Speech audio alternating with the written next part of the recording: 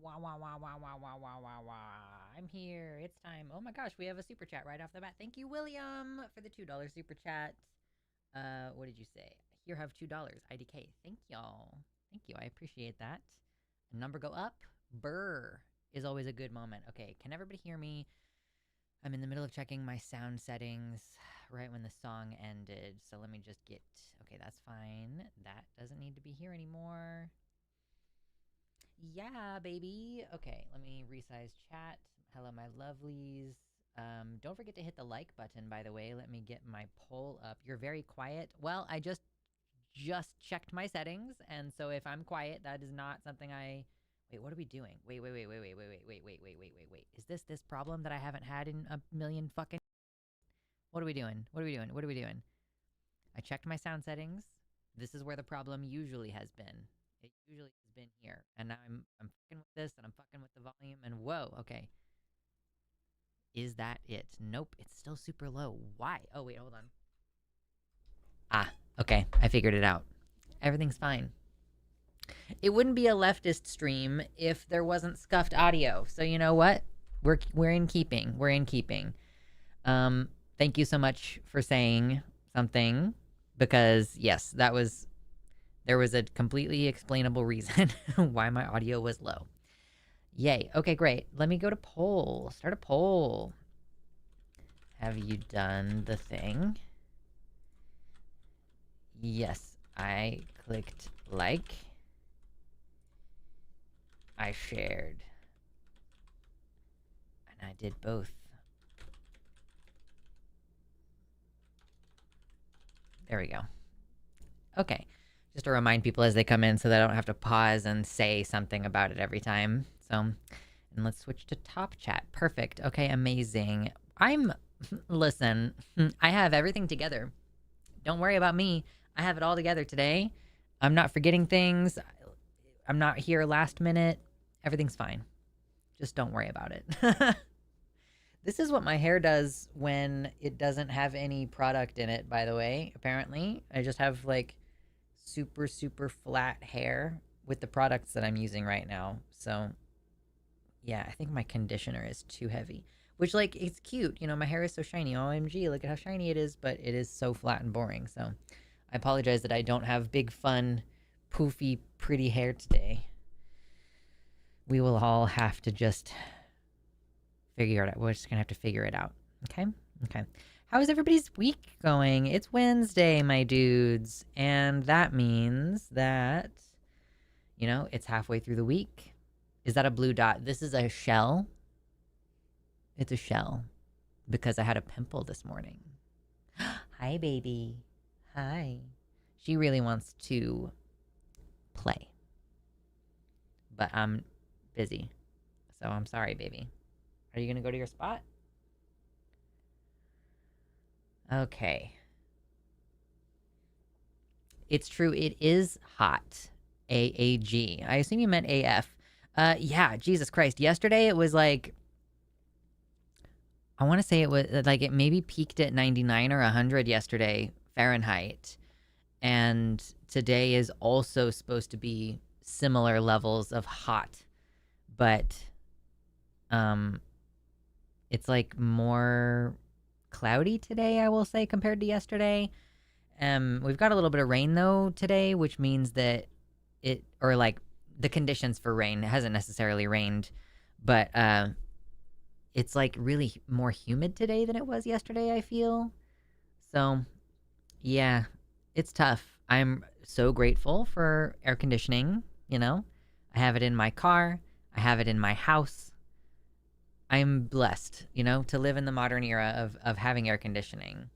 I feel like this top just doesn't want to stay smooth. Anyway, it's been too rainy here. I can't set out my yarn to dry. Yeah, that's tough. Send some rain my way. Yeah, we're not getting we're not getting much. Not getting much rain, TBH. Okay, there we go. Oh my gosh, what's going on in the website chat? Hello. Oh my gosh, there's so many white names in the chat. What is going on? Hi, Are You Prime? Hello, Evan. Hello, Faulty Branches. It's Pillow. Hello, Nouvenal. And That's it over there. What are you doing, my baby girl? And then yeah, the YouTube chat. Hello, Rusty. Hello, Gulkus. Hello, Billy the Kid. Once again. Hello, Jeff. Magus. Hello. Of course, William. What's up, Greg? Nikki. I so want AC. Yeah, I don't know how I would be dealing. I mean, my symptoms and my condition are better now than they were, especially because I've started doing cardio correctly. Before I was doing cardio, but I wasn't really doing it the way I was supposed to be doing it. So I'm doing it correctly now, and it's I think making a difference in how I feel.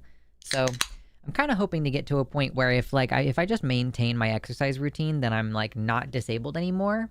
That's kind of the dream.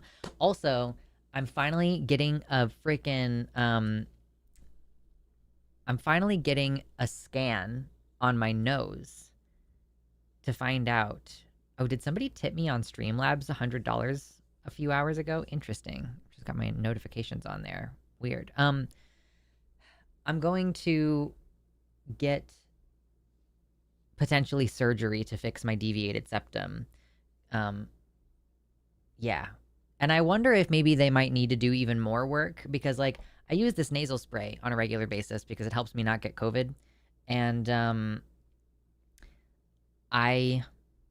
whenever I try to do it in the left side, I feel like I just can't get it into my face correctly. I don't know. Maybe I just got to come at it from a different angle than what I'm trying to do. But I feel like I don't breathe very well out of either side of my nose, weirdly enough.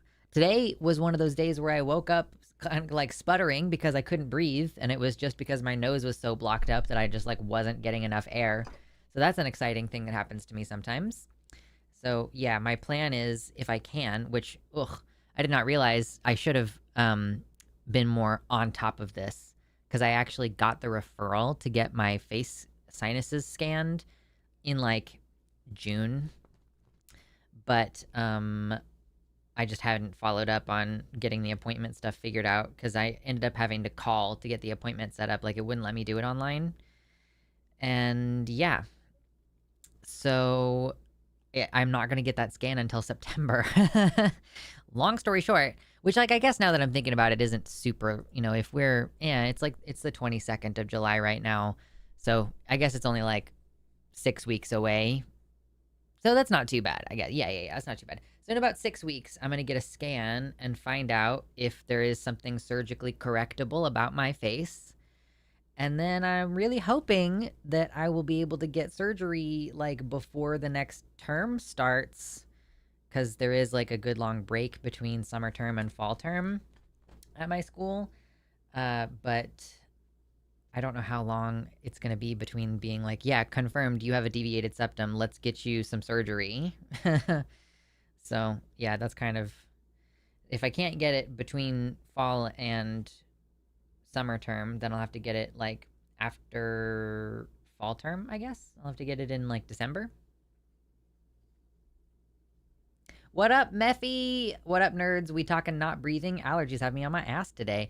Yeah, I was just sharing with the chat that I'm going to get a CT scan on my face and figure out if I have a deviated septum. And then hopefully before the end of the year, because I am on a zero deductible plan and I don't know whether I'm going to get insurance next year. I was kind of just hoping to get a bunch of stuff done this year and not have to pay for it next year. But yeah, ideally I would like to get surgery to fix my breathing problem. So yeah, and that would be my first, technically not my first surgery. Interestingly enough, I have technically had surgery prior to this because one time, and there's gonna, I guess, like a little bit of a content warning. I'm not gonna be too graphic or anything, but like I burned the shit out of my hand. I was basically like warming my hands over a wood stove, and to be fair, this was dumb. I had one of my feet on, I think it was like a piece of wood on the ground, and I had a decent amount of like weight on it, and the wood shifted underneath my weight, and I caught myself on the surface of the wood stove. So I had a big giant blister all across my whole hand like that. Just like my entire hand basically. And the blister got a hole in it. So we decided to take it to get looked at because we were like not sure if it was going to potentially get an infection, and it had to be cut off. I mean, basically the guy at the clinic was like, yeah, this could become seriously infected because there's a hole in it. If there wasn't a hole in it in the blister, then it would basically just do all of the healing stuff on the inside there and it would figure itself out. But since there was a hole in it, he was like, this is likely to get infected. So he cut the whole thing off. And he was like, that was technically surgery. And I think that he deliberately wrote in my chart that he basically just redressed my wound.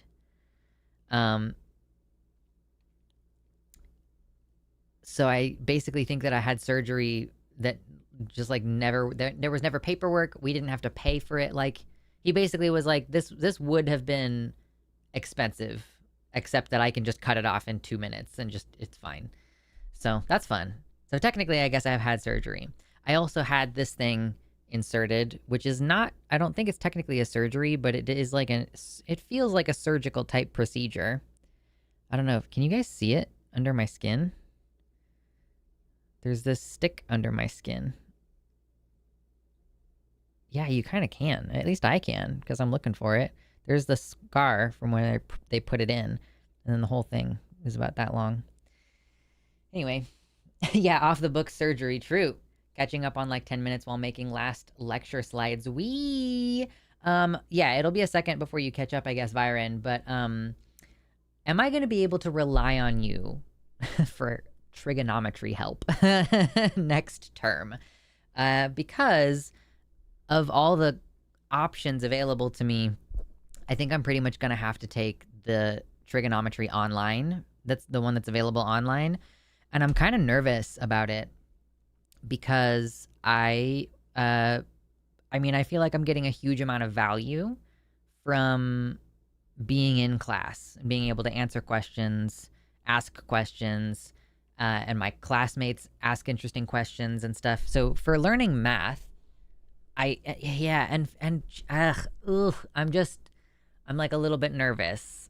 But I like double checked and it does not make any sense for me to try to take like a not online version. Like there just isn't a good time. I'm going to be taking 4 classes next term, which is going to be like 15 credit hours.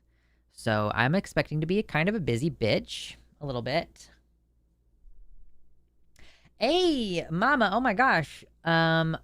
I have a date for top and bottom surgery, November 24th. Good grief, girly. Like, compiling them both together. I've heard from trans women that their breast augmentation recovery was not that big of a deal. I've recently spoke to a cis woman who was like, no, that was a really tough recovery. But I don't know, maybe it's the difference between like, I didn't ask her actually if she did like a breast implant under or on top of the muscle, because that might make a big difference to like how difficult the healing is. Bottom surgery I hear is tough for a lot of people. So I wonder how you're going to fare with doing both of them at the same time. I hope that it goes well, of course. Basically what I'm saying is I think it'll equal out. If top surgery for trans women is, if they often report like it's not a huge deal, then I hope that it will not be like a huge additional burden for your recovery, which, you know, with dilating and everything is already going to be kind of difficult. But damn, that's awesome. Like, that's so cool. November, so you'll be able to chill basically around the holidays. Like you're going to be healing through the new year, and you're going to come back new year, new you. That's going to be so interesting. Because I think Arden was crazy. Much love to my girl. I think she was crazy for only taking off 4 weeks from work. And she even kind of sort of started working during the 3rd week, I think. Like she took 3 weeks to heal, and then in the 4th week, she started actually working again. And I was like, what are you doing? And she was like, I'm having a hard time with my brain. And I was like, yeah, I would expect that to continue for a few more weeks. Like, with love, no fucking shit. Like, no duh. Your brain feels like soup right now. It has only been 4 weeks since you lost a knife fight with a surgeon.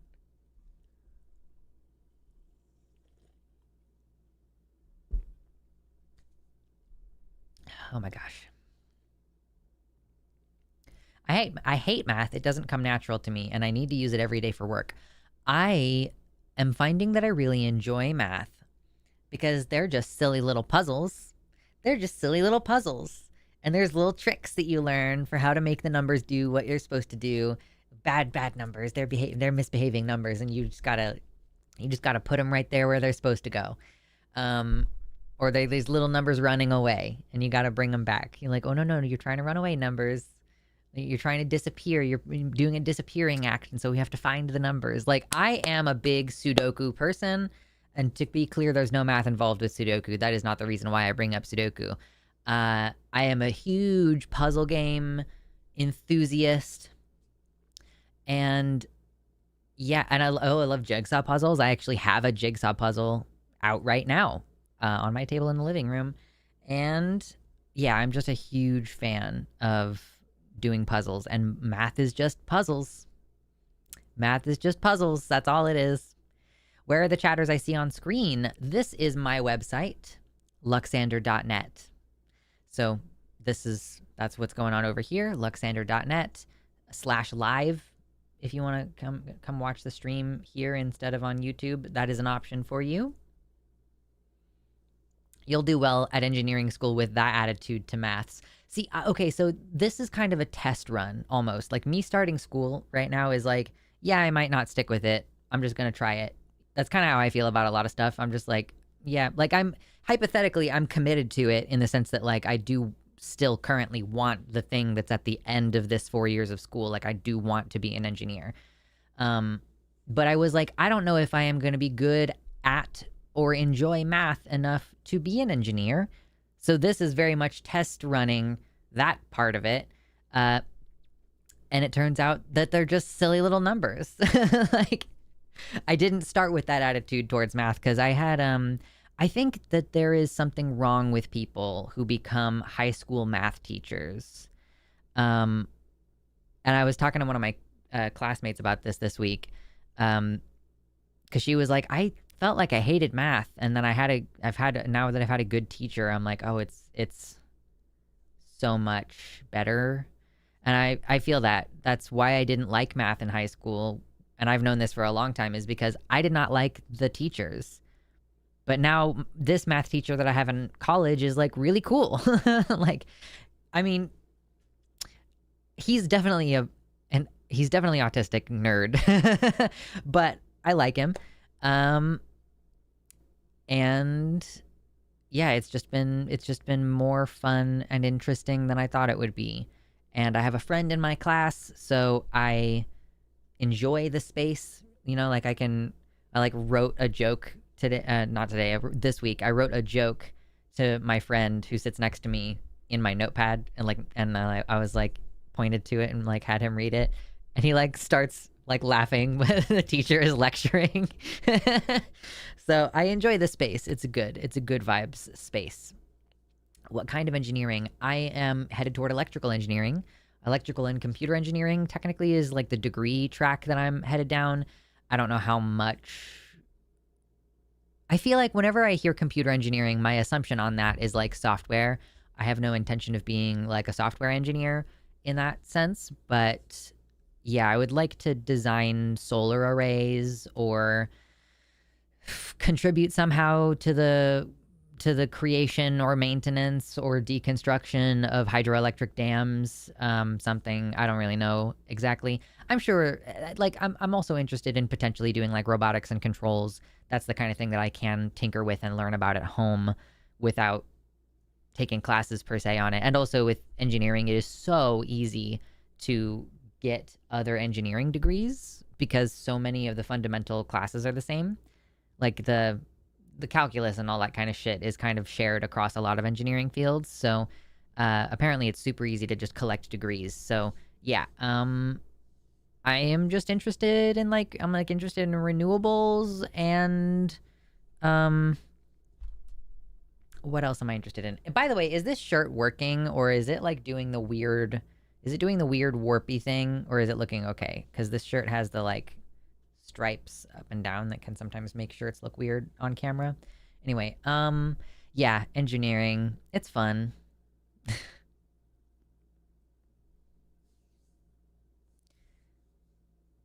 Oh my God, we're doing abbreviations now. Are you saying computer engineering is electrical engineering plus plus I want to say it's not structural engineering. That can't be right. Hey, look at you, Quantum Chaos. Yes, you're late, but not so late that you missed the whole show. Look at you, Mr. Meeseeks. Yep. We're just talking about college right now.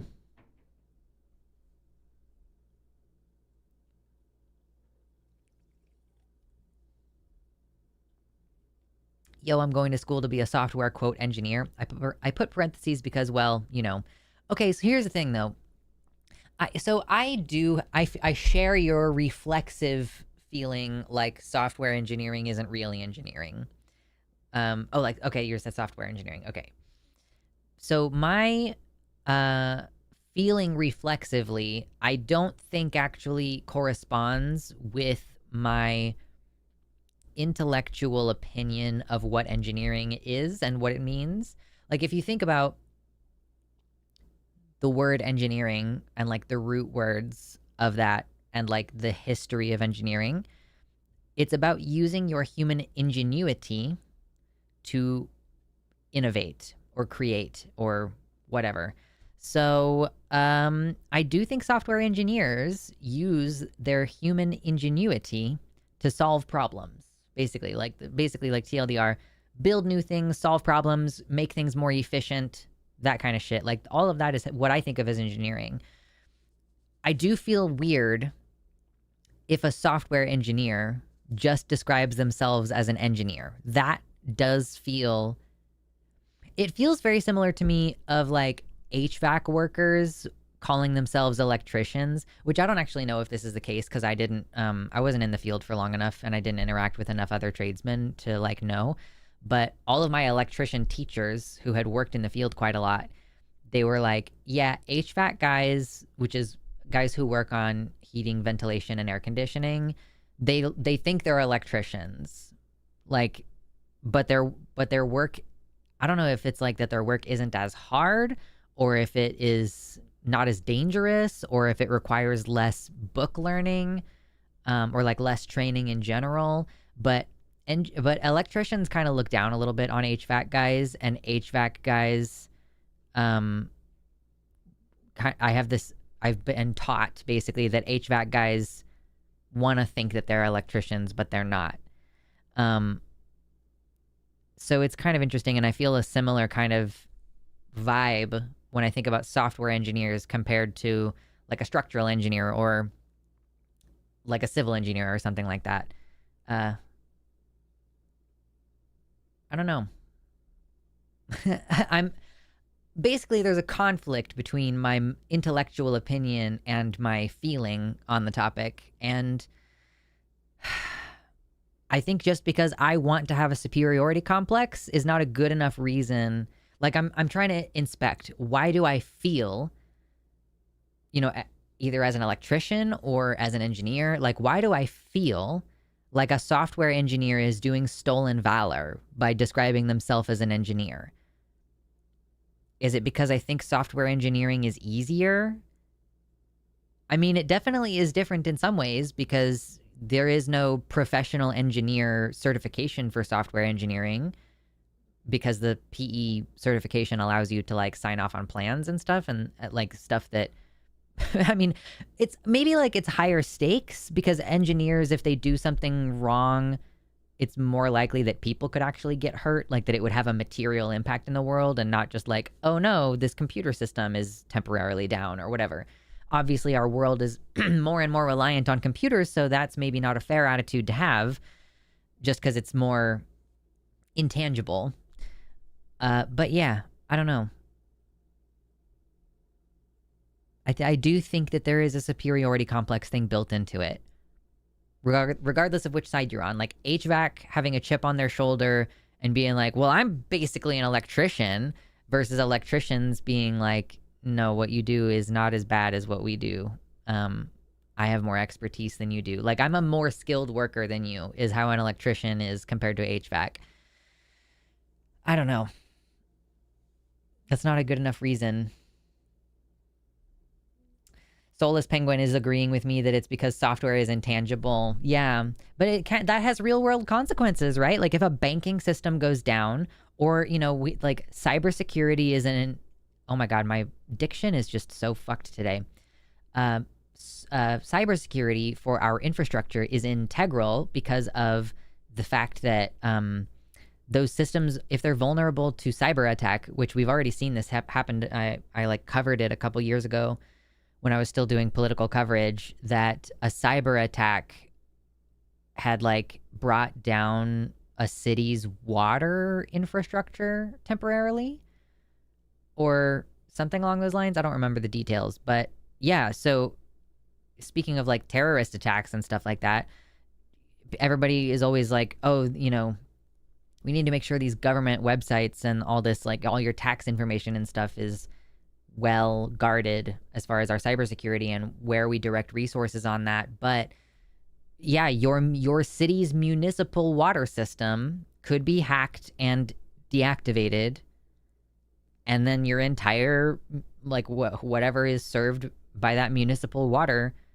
could just not get access to water. Or if they shut down electrical, then like, well, what happens to all the people who, like are in a nursing home that has a bunch of medicine that needs to be kept cold? So you have like all these old people whose medicine is suddenly like expired and going bad because it's not being refrigerated. Or even if they have machinery that they're using for like assisting them in continuing to live. Like if an old person has like an oxygen machine. Yeah, so not good. So basically what I'm saying is I think software engineers deserve their flowers. Yeah, I think that's ultimately kind of what I'm driving toward. Do I seem so pale today? I feel like I don't remember adjusting my settings to looking this white. I don't know what's happening. Let's see if we can fix this. Can we fix this?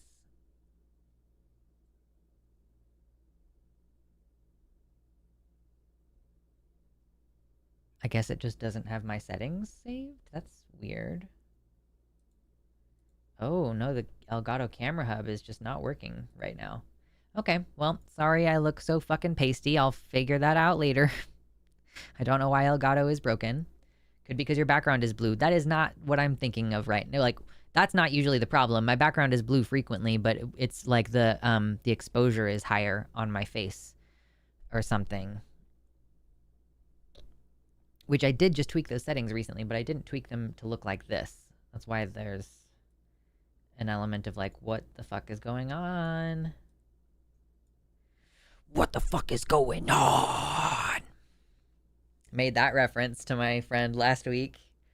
And it's really fucked up to laugh at. Okay, actually, I'm curious in everybody's opinions on this. So the video that I'm referencing it's a newscast about a young man who has decided to join his high school or maybe middle school's football team. But this young man is blind. And the footage includes him running somewhat aimlessly on the football field. And then there's this metal song, like this like heavy metal song that's been superimposed over onto it after the newscaster is like, this, brave young boy, or like whatever. I don't know what the words are that they used, but you know what I mean? It transitions from that into showing the kid running around, and the song is like, what the fuck is going on? Like, and it is really, really, really funny.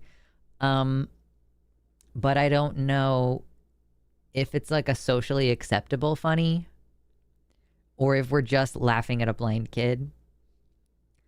But if you haven't seen it, I really recommend you look it up, because it's just, it just bring a little smile to your face. That's all. Just a little smile to your face,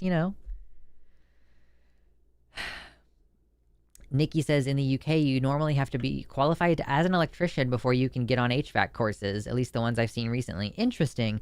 I bet that it's because HVAC in your area of the world requires much more retrofitting. So I can understand why maybe the requirements would be higher, because you can't just like slap shit together, right? Your houses are made with plaster and fucking don't have space in between the floors for any like duct work to pass through. So yeah, don't like that makes perfect sense to me. I know somebody who just moved to France and they have like a super old building, right?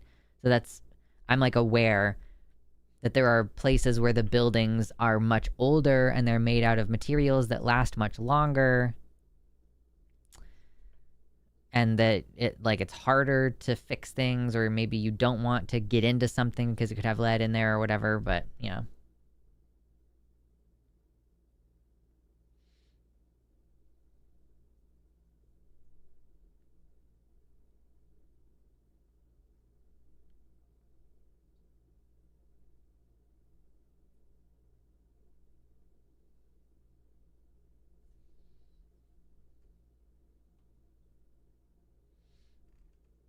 Okay, I was reading back in the chat for a second.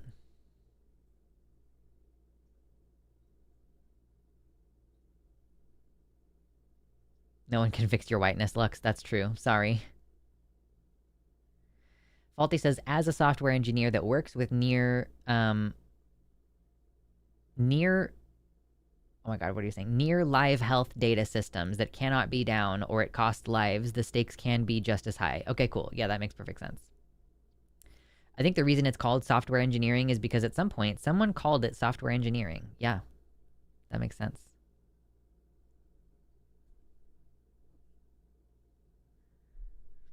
Unpack why is it funny? That usually answers it for me. I bet if the blind kid could see it, they'd laugh too. Yeah. I mean, yeah, that is the question. Like,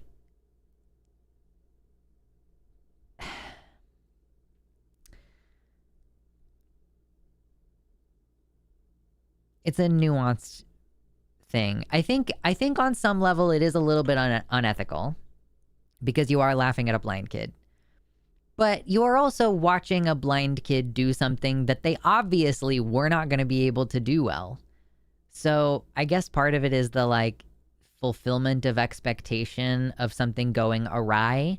Like it's like shenanigans, you know, like there's some level of sitcom shenanigans around the idea of a blind kid joining a football team. And the fulfillment of those expectations, or the manner in which the expectations were fulfilled, combined with the very clever overlay of music. You know, somebody should have told that kid that there are things that you can't do. You know, like I think that's what it comes down to. Is that someone, you know, there is, if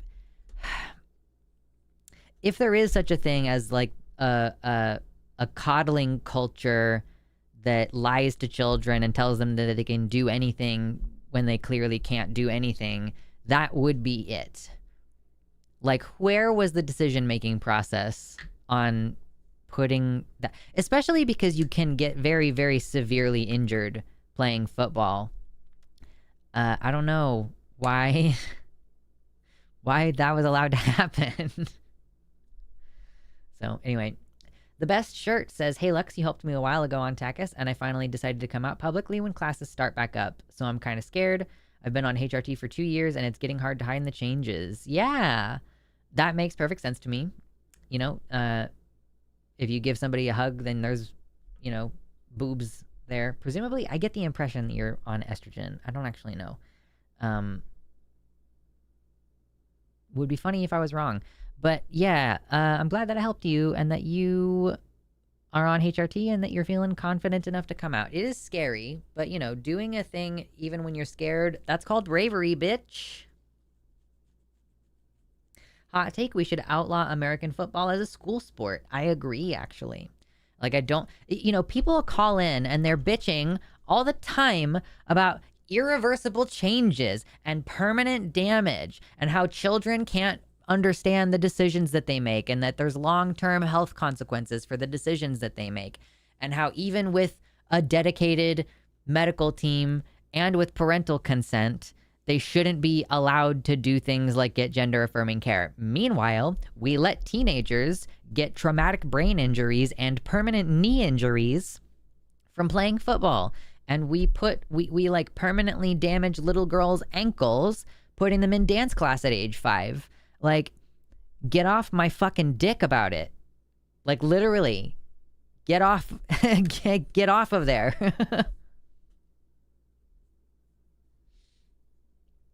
What do you guys think about parts of the SAVE Act going through a budget bill for the Iran war too? Neither are needed. Yeah, I saw AOC post about that and that she's going to vote no.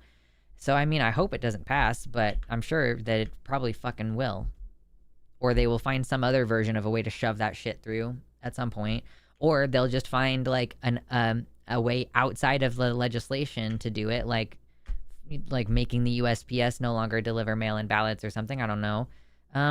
Yeah, I have kind of bit the doomer pill.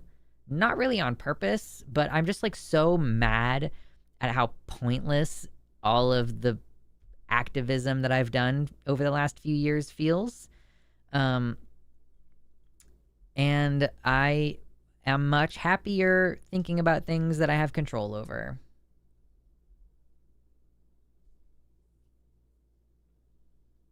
Yeah, no gender affirming care, but let's go ahead and give kids brain damage.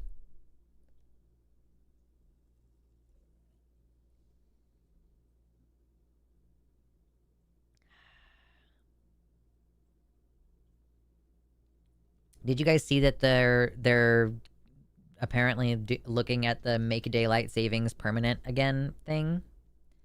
I've been seeing some conversation around that recently. Apparently, we did that already it was scheduled to be a 2-year thing where we went to permanent daylight savings for 2 years back in like 1972 or something around there, I want to say.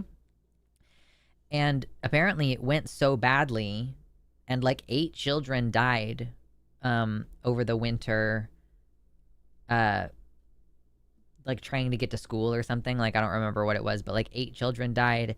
And so they canceled the experiment after only 9 months.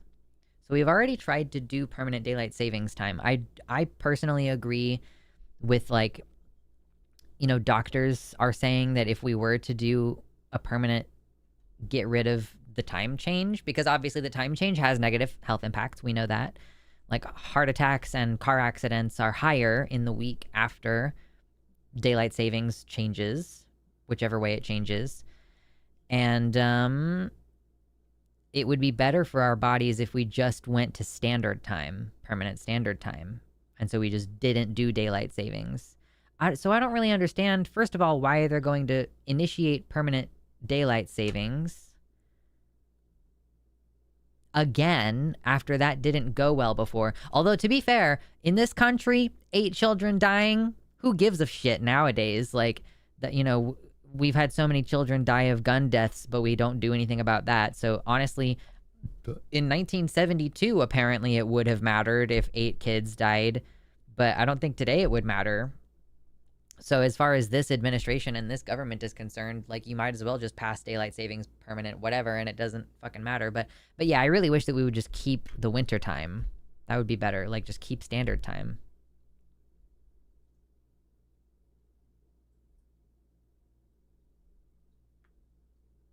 I fucking hate the clock changes. Yeah, I think everybody does that. It's really hard not to doom lately. Yeah, I guess, to be fair, I don't know. I'm not, like, fully doomer-pilled in a, like, everything is bad kind of way. I'm just doomer-pilled for politics. I'm like, oh, okay, I am not going to make a difference about anything that's happening on the federal level. I'm going to continue to vote. Like, I'm going to continue to do that. But, you know, I think the biggest change that I can make is locally. And so that's kind of just where I'm focused. I'm like trying to keep up with Oregon politics, to a lesser extent keep up with Washington politics, like Washington state politics. Maybe I should keep track of what's happening in California too, because California is also a significant neighbor. But yeah, I'm like paying attention to what's happening in my city and kind of some of the surrounding cities. life life is a bummer sometimes. In Arizona, we ignore daylight savings. How is it? How is life living in the future? Like, and by I mean just like a civilized future, like a civilized country.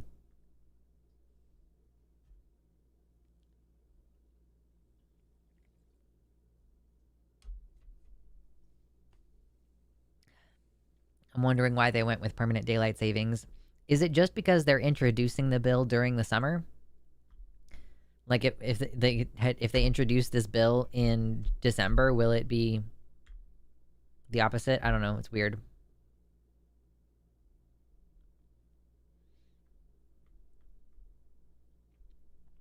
I remember being in school when I heard about Columbine. It was a shock and a tragedy, and now it's just a Tuesday. Yeah, that was in the 70s, right? So, yeah, our culture has changed dramatically in the last 50 years.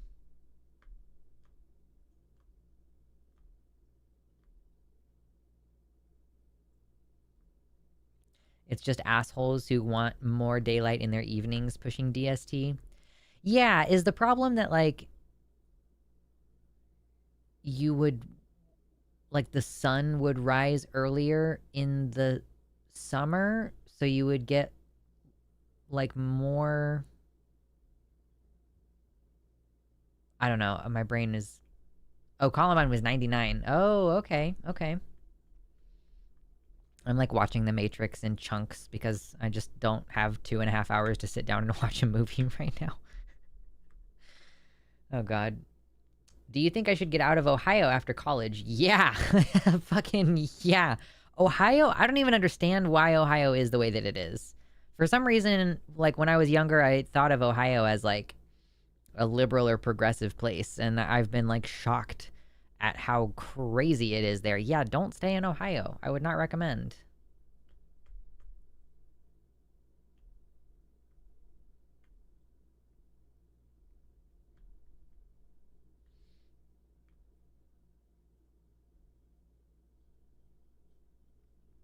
Kent State shooting was the 70s. Okay, maybe that's the one I was thinking of.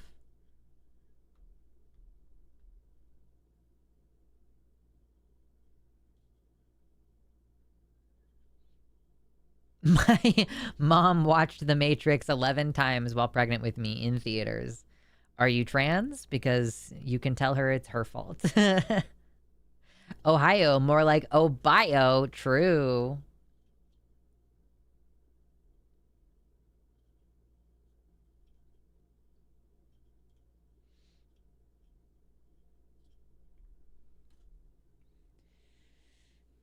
DST is one of those things that I just like forget that it happens, and then suddenly it's happening again, and I'm like, fuck, again? Again with this. I wonder too, like, I'm from Kansas, and maybe it's that, like, it felt like it didn't make a huge difference in Kansas, but, like, now that I live further north, I think, like, changing the daylight times changes stuff more significantly, but I still just think that it would be better not to.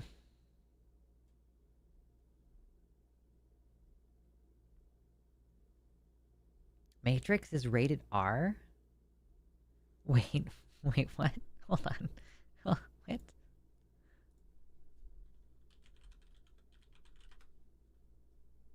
It's an R-rated movie. Why? There's so much shooting, but like no blood. I don't remember any blood in there. That's so weird.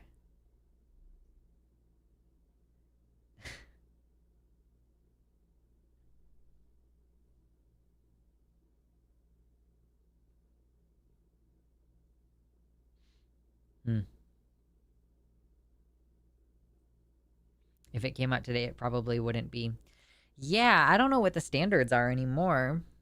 Or like I don't know how they've changed specifically. Obviously, I know a little bit about the big code difference and then the eventual development of the MPAA ratings, but yeah, I don't know. It's because you cannot have martial arts kicks to the head in a PG-13 movie. Okay. Okay, interesting. Yeah, I mean, I guess that kind of makes sense. You don't want to encourage 13-year-olds to kick each other in the head.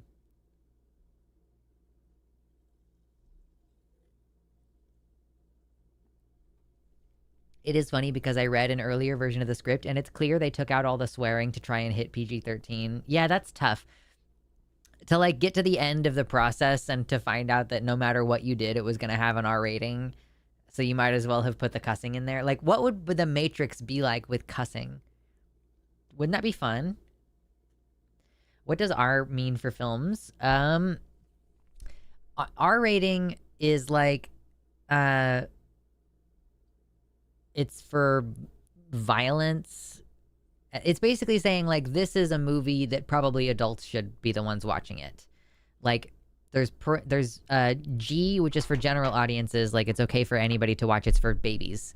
And then there's parental guidance, PG, which is like this movie might deal with like the idea of a pet dying or something. I don't know. Like think of, most Disney movies and Pixar movies. PG-13 is like we recommend parental guidance for those aged like 13 to adulthood. And that will be like, they might say damn a couple times. Like, we might get into this is like, teenagers dealing with issues and stuff. Like, I don't know, like for some reason The Breakfast Club comes to mind, although I do not know what The Breakfast Club was rated. And then R rating is like there's violence and maybe sexual content and yeah. So an R-rated movie, like if you were a 15-year-old, you couldn't buy a ticket to an R-rated movie. They wouldn't let you in. So, and then there's like a rated X or unrated, which is like, I don't know, is more like more explicit violence and sex. I don't know. R is adults and older teens. X is adults only. I watched The Matrix as a teen. But did you go and buy your own ticket? Or did someone buy you a ticket? Mods, Lux swore. Oh my god. I swore. How dare.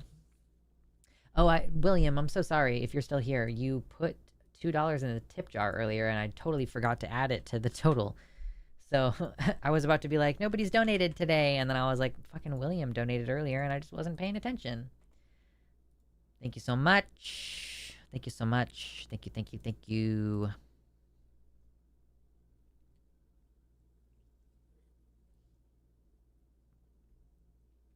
You can get an R-rated ticket if you're 17 and up. Okay, cool. As a middle/high schooler, we definitely knew which theaters carded and which didn't. Yes. Is Lux taking calls or is this just a talking stream? I don't have the infrastructure to take calls, or like I don't know how any of those other people do it. I only take calls for the line.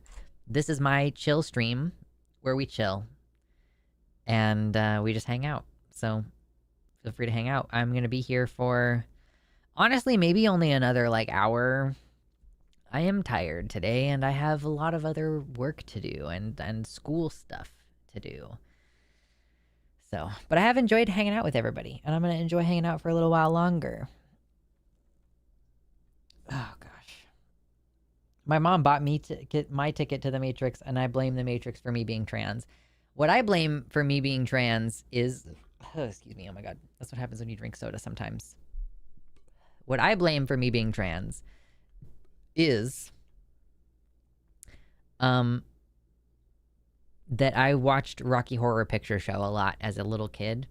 Like, I told my mom, well, reportedly I would say, like, I want to watch the movie with the lady. And by the lady, apparently, I was referring to Dr. Frankenfurter.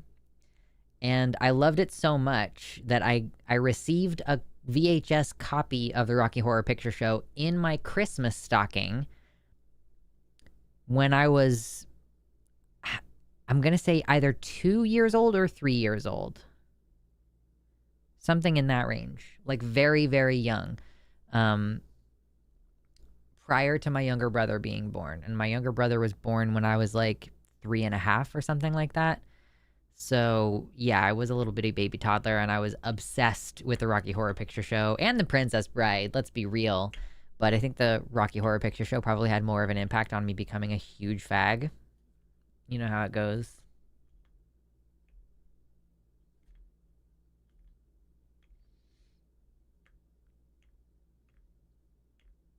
Lux, I tell you, just secretly log into the Line's infrastructure and we won't tell Jimmy.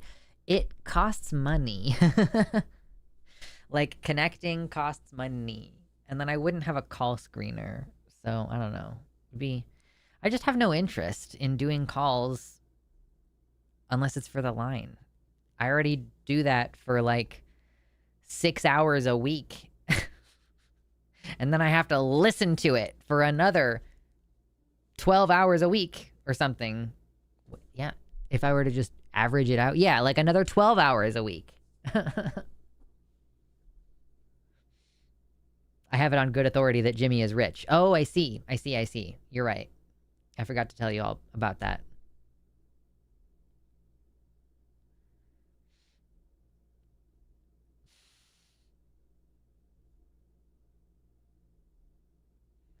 That is not a movie for toddlers. Listen, there's like nothing explicit that happens in it. There's no gore.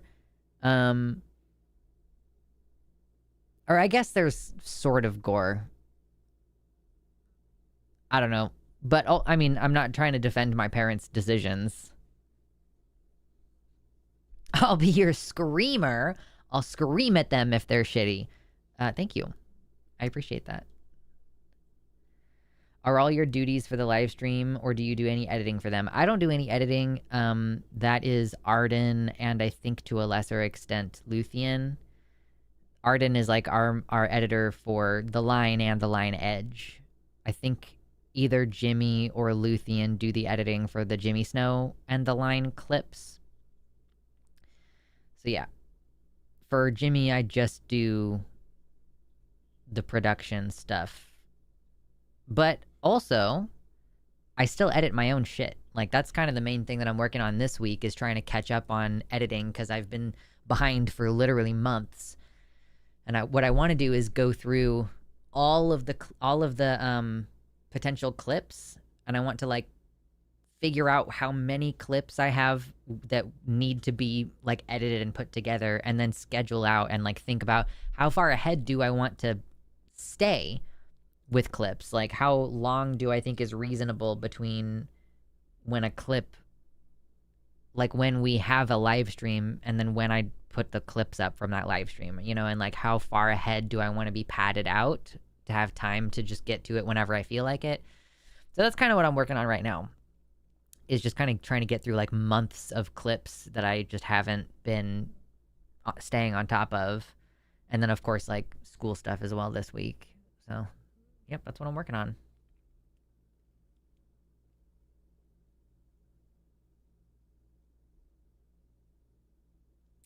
Lux, in all seriousness, can I volunteer to be a screener for the Line, or is that out of the realm of possibilities? Well, we basically just eliminated the need for a call screener, because basically, like, Jimmy has improved the production experience so much that we don't need to, like, focus on as much stuff, and we don't spend as much time fixing things on the production end.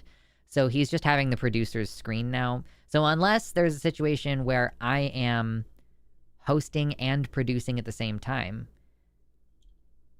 like, that's the only situation in which I need a screener. So that's not happening super often. And for that, I'm probably just going to hit up Jess, because she is still occasionally screening. So unfortunately, we kind of just don't have that job anymore. Jimmy made an AI screener. You know, there is actually an auto screener, and I'd make a heavy use of it. I don't know if it's AI. I don't actually know how that works. But, you know, it basically, a robot talks to you, and then you tell the robot some stuff, and then the system, like, processes your audio and then puts it on the screen for me. So that's the majority of how I screen calls.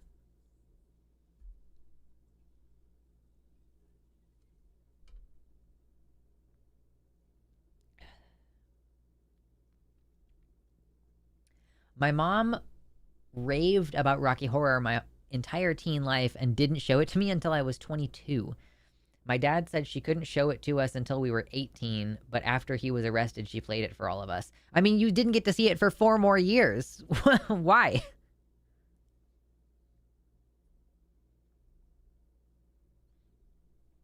Yeah, but Jimmy didn't make the screener. Call-in Studio just has that built in. So, to be fair, he cannot be blamed for that particular use of AI. Was Chewed Gum canceled yesterday? Yes, Chewed Gum got canceled last night. Alyssa had like some kind of crazy storm in her area that took her power out, and then Taylor had the flu. And I was able to find one person to cover, but I was not able to find 2 people to cover.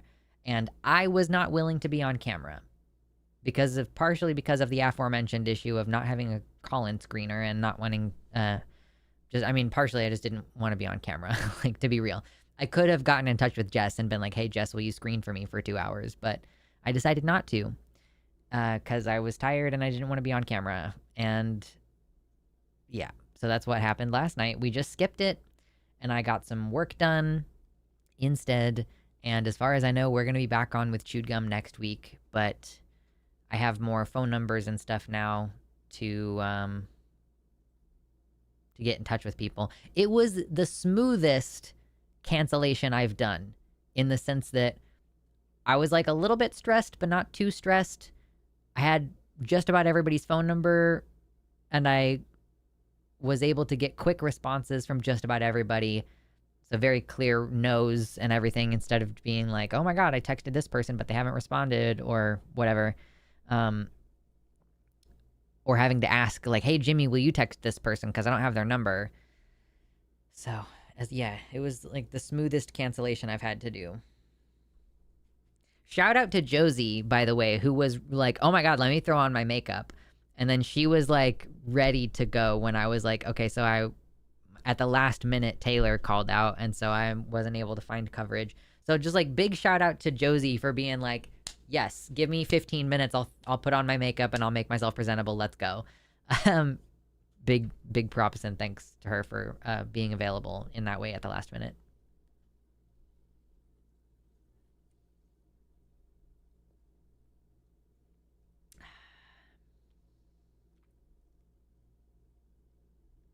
Oh my God.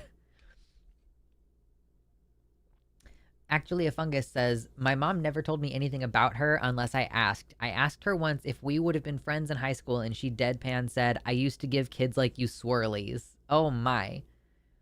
Was there any remorse in her? Was there any like personal growth involved in that statement? Or was that like, you're a loser and I think you deserve to be given a swirly? Like, what was the tone of that response? Oh my gosh.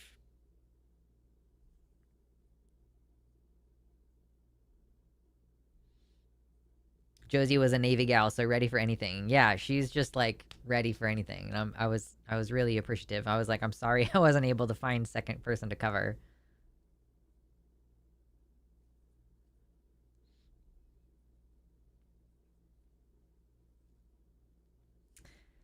Next week, Jimmy will introduce an AI version of Alyssa. You know, that is funny, but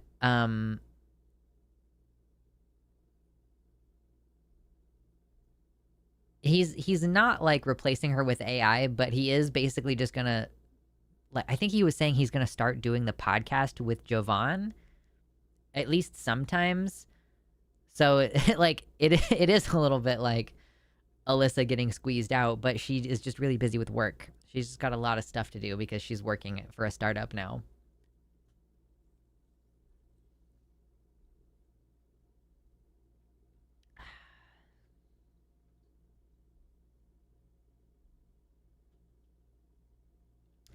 Lux, can we talk about Hot D and your thoughts on the new season, please? Sure.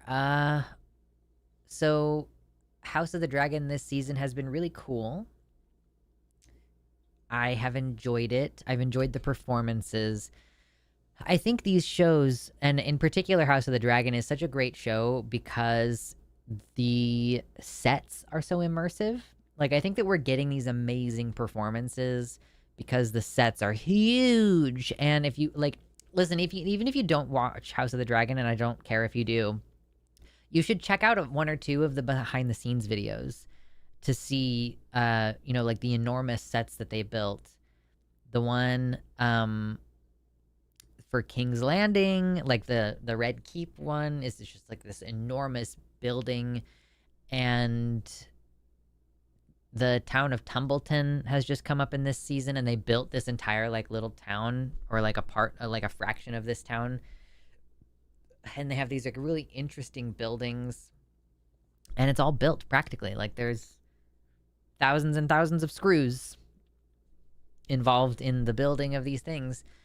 So yeah, just from a technical perspective, it's quite interesting. And I think that that is a huge part of like where these amazing performances are coming from, because it's just full immersion. I mean, obviously there's a fucking camera crew in the room, but your entire setting from floor to ceiling and every little drawer that you open has stuff in it, which is that's becoming kind of more common, it seems, on some of these shows' sets. Because I recall folks saying the same about Andor in the behind the scenes stuff, what little behind the scenes stuff I watched for Star Wars Andor. But there was like stuff in the cupboards, in all the cupboards, and in all the drawers on Andor, and we're seeing this like same thing with House of the Dragon. So yeah, that's something that I'm quite impressed with. And the writing is interesting because as a TV show, they're kind of reordering some events in order to make sure that some characters still have stuff to do. Like, there are some characters who just wouldn't have anything to do now in the story if things had happened in the order that they happen in the book. So, as far as the writing goes, the pacing can be kind of weird, and some of that is executive meddling. Like, why did you take 2 episodes out of season 2 when it very clearly, like, everybody has been saying that the second episode of season 3 is such a great season 2 finale. It would have been a great season 2 finale, and I really wish that we had just kept that the way that it was. But I think maybe it was a budgetary issue. Like, they would then have had too many epic, amazing battles in the second season. Because there was, in like episode 4, I think, of the second season, this incredible dragon battle that is really, really, truly amazing. And then there's this big sea battle that happens in season 3, but what would have been the perfect series end, or a season end for season 2. So yeah, I can kind of understand some of the complaints about the pacing being a little bit weird, but I enjoy it. I like it a lot. I enjoy it very much. I'm a big fucking nerd, and man, that's been like one of the hardest things about being in school right now, is that usually when House of the Dragon or any new Game of Thrones show airs, I usually watch the episode more than once throughout the week. But I straight up do not have time. Straight up do not have time. But normally, yeah, like I watch the episode with my friend Silent on Sunday, and then I'll watch it like a couple more times throughout the week, at least one more time throughout the week, as well as all of the YouTube channels that I watch that do little like, here's a detail you missed, or here's a breakdown, whatever, that kind of stuff. So yeah, I'm a big George R.R. Martin head. And yeah, I'm a big nerd, and I'm okay with that.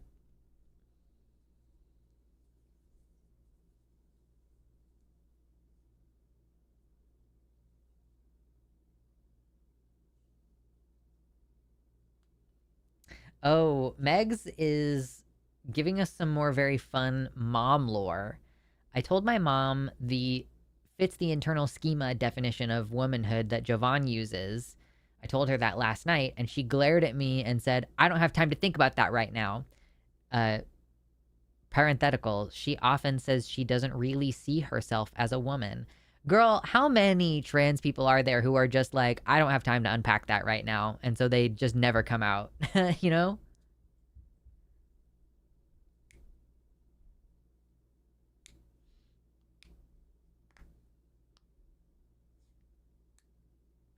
Do we think that my interest in the technical aspects of Game of Thrones and stuff counts as part of my engineer personality?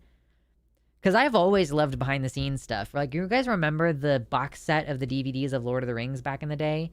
and how you would have you had like many hours of just seeing how they built stuff, or like the chainmail and all the armor that, and like the practical stuff. I'd never really considered that interest in the technical aspect of filmmaking counted as part of my like engineer mindset, but I guess kind of, yeah.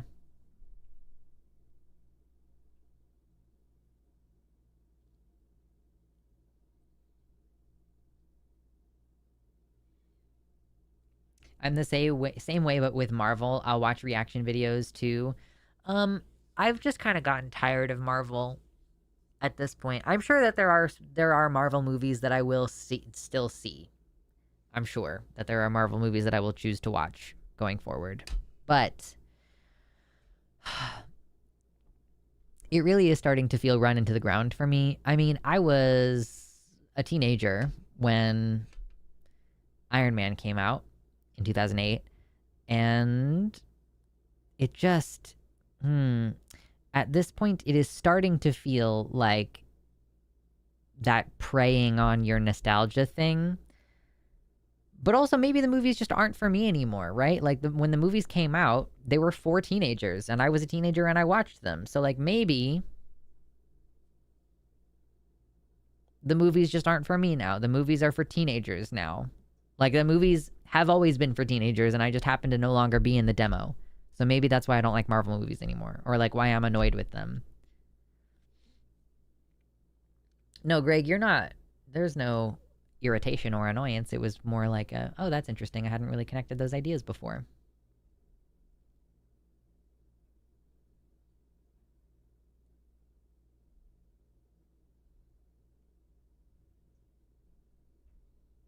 I can't wait for Secret Wars when they finally end this multiverse and start over. Only one more year. Is that whatever, is that the next Avengers movie that's supposed to be like the biggest Avengers movie ever? Being interested in seeing how things were. Hi, Emma. Being interested in seeing how things were made is pretty engineering minded. Confirmed. Okay, fair. Interesting. I definitely am curious about how people make stuff and how people do stuff. So I'll take it. I don't mind it. It's so weird. This is another one of those things that I'm like discovering about myself in my 30s. Like, oh, I had no idea that there was an engineer waiting to happen inside me. That's interesting.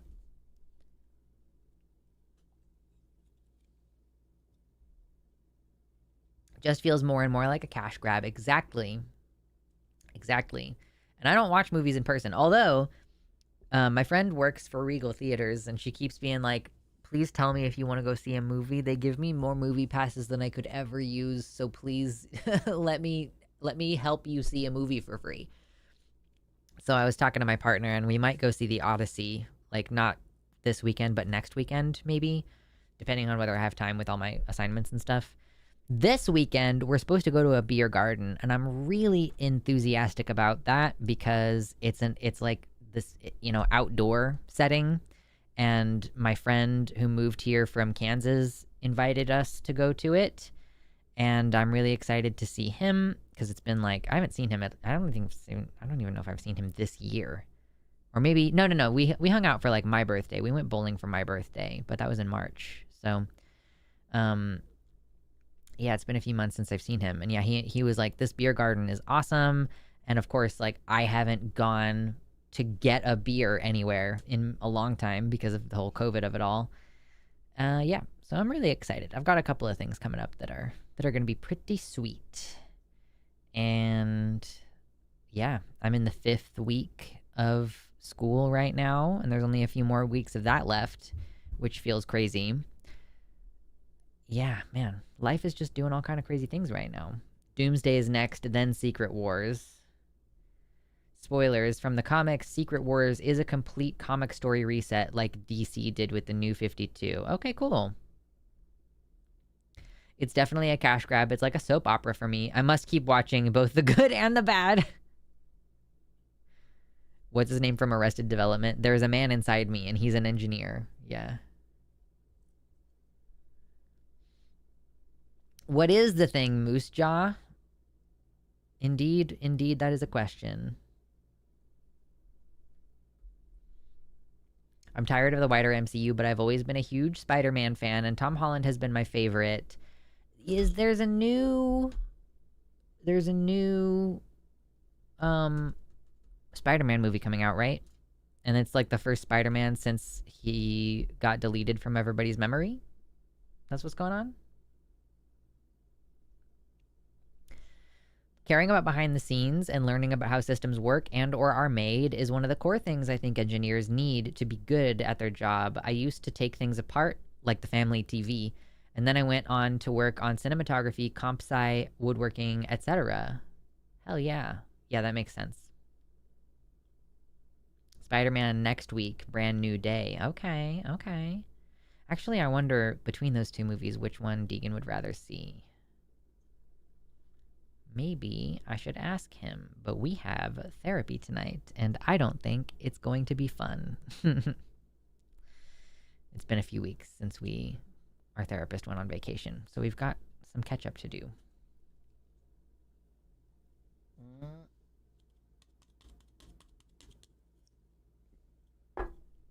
Infinite soda glitch. Drink water, y'all. You can drink soda, but drink water too.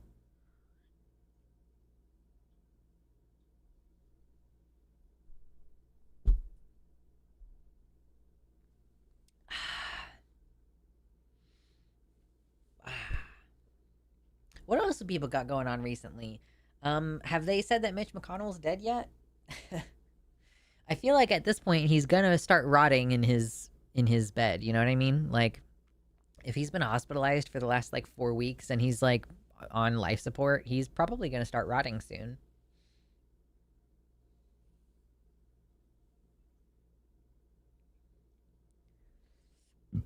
Excuse me. I was like that. I've had careers in broadcast production, IT systems operations, and now I'm a train driver. Excuse me, engineering mindset for the win. Fuzzy, correct me if I'm wrong, you are an American who has emigrated to the UK, right?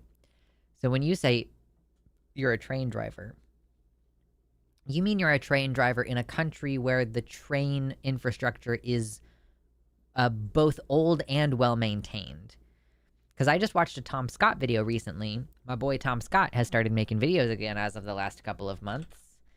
And he recently did a video about train operation.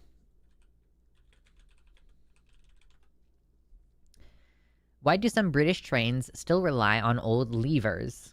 Is the name of the video. So yeah, that's a really cool video. So are you a train driver in the sense that you are the driver on the train who is, like, being managed by this kind of system? Like, you know, like this Tom Scott video, he showed, like, this old Victorian gear system that is how they switch the lines, and how a lot of that has been updated to now be electrically moved with motors and stuff. But there's, like, control stations all over the country, I'm gathering. So, like, any individual train situation, and then, like, along trains tracks, there's, like, different areas, and there's, like, a whole communication and signaling system so that you know very clearly if there's already a train on the track that you plan to go to, and then you have to wait, and there's, like, all these fail-safes and stuff, and it's really cool. So, yeah, Fuzzy, I'm very interested to know. Parts of the network only just got electric color light signals less than 10 years ago. Yeah. So, yeah, you're literally like a train driver? That seems like an amazing job.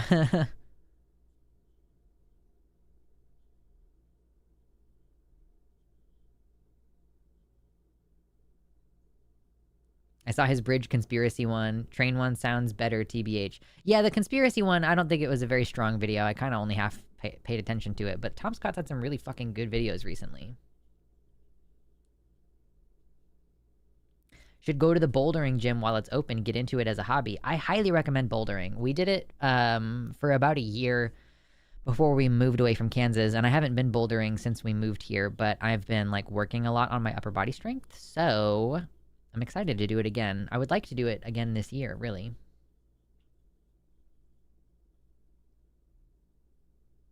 I watched Tom Scott's ferret video. Yeah, that was a good one.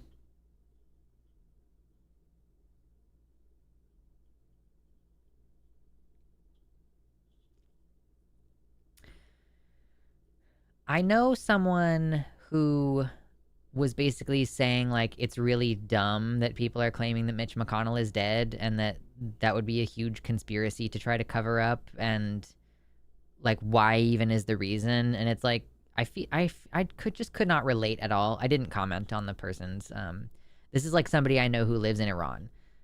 Like, I just happen to know this person through my social circles of, like, the skeptics stuff from way back in the day. Like, not the current group of atheists that I know, but the skeptics that I knew from, like, back when I was a blogger.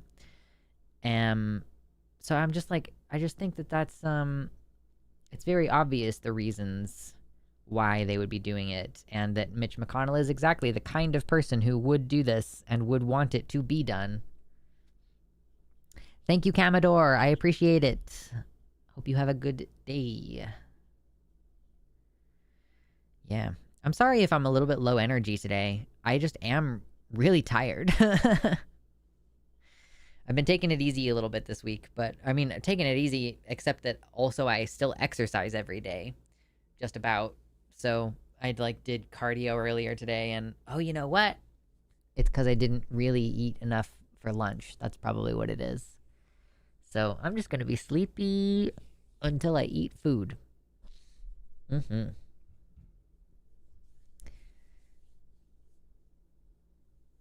It's not a conspiracy when you know what kind of lies they are willfully doing now. Mitch can be brain dead and on life support, or fully dead, and they would at minimum lie about his condition. Yeah, like, there's too much suspicious shit going on. Like, his wife, I think, is still in China, which is like, because if she was here, they would be asking her whether they could pull the plug. And because she's not here and nobody can consent to pulling the plug, he just is brain dead, like, in my opinion and in a lot of people's opinions.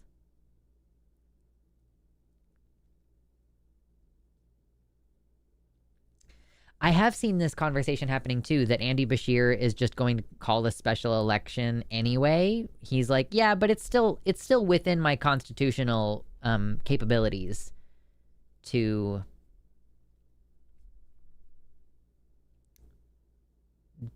do this special election. Like, basically, I think what Andy Bashir is saying is that when they changed the law, it didn't actually change the law in the way that they intended for it to, and that he is more interested in appointing someone and then letting it hash out in the courts versus not having the ability to appoint someone, kind of.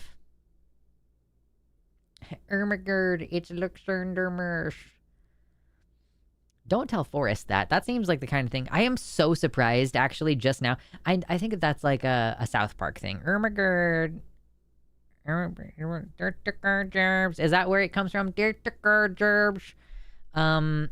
That seems like exactly the kind of thing that Forrest would do, and I'm suddenly realizing how shocking it is that he has never said Ermagerd.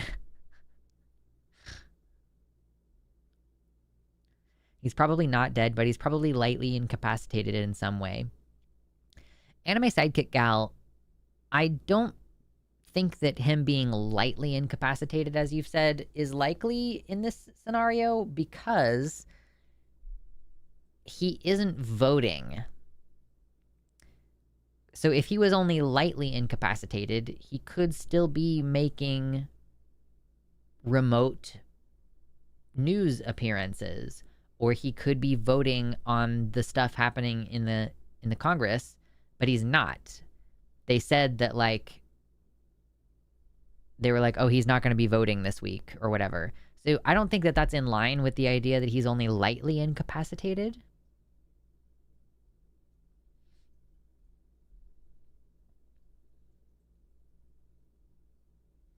I suspect Mitch had this planned out in advance. His wife leaves and he can stay on life support until August 10th or whatever the next important date is.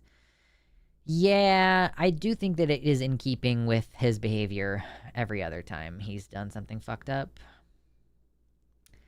Hello, Adam, who just subbed. Question, do you still have contact with Katie Montgomery? I have never actually talked to Katie.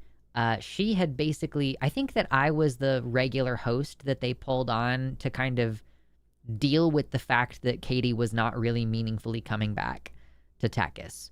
So we actually have never done any shows together, and I've never really spoken to her. We may have like interacted on Twitter or Blue Sky, but I do not remember specifically. So yeah, she's still welcome, but she just doesn't seem interested.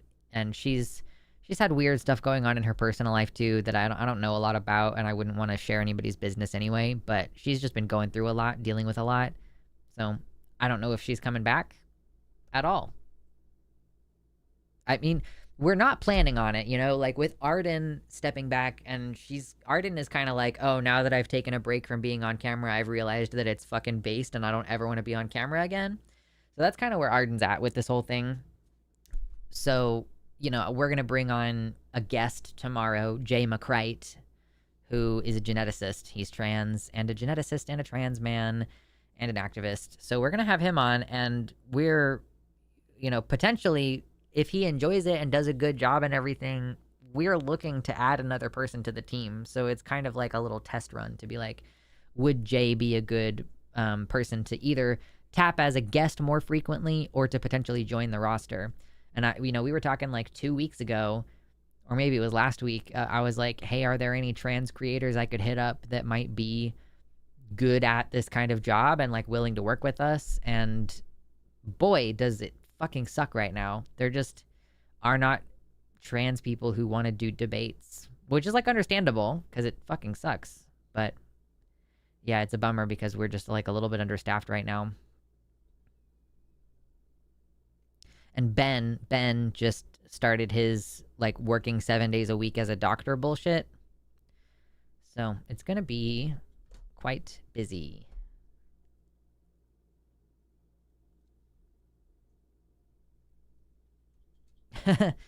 Smith says, I subbed to say, it feels strangely unusual to listen to you live because I always listen to the line at 1.5 speed. Hearing you normally doesn't sound like you.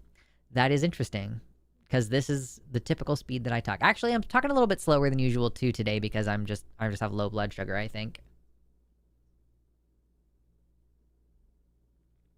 Hello, Lawrence. 7 days a week is crazy. Yeah. I mean, when you're trying to become a doctor, like that's what you do. But yeah, I don't think he's having a great time, but it's like the hard work that you put in to make it worth it, that you make like 6 figures at the end of the process. You know how it goes?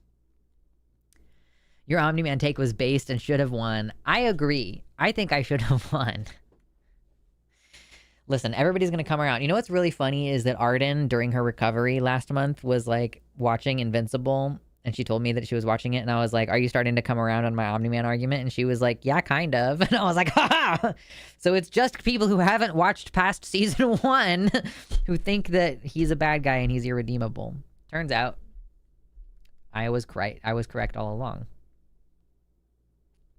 You got to tell Javon we need a new episode of Ratioed soon. Yeah, that's interesting. I wonder, I guess like Arden was such a big component of it that having her out of commission for a month kind of derailed Ratioed potentially. When was the last? Yeah, literally the last message in the channel is from Josie a month ago, or from early June, saying Arden is the glue that holds us all together. And there has not been any conversation about having a new Ratioed episode. That's funny.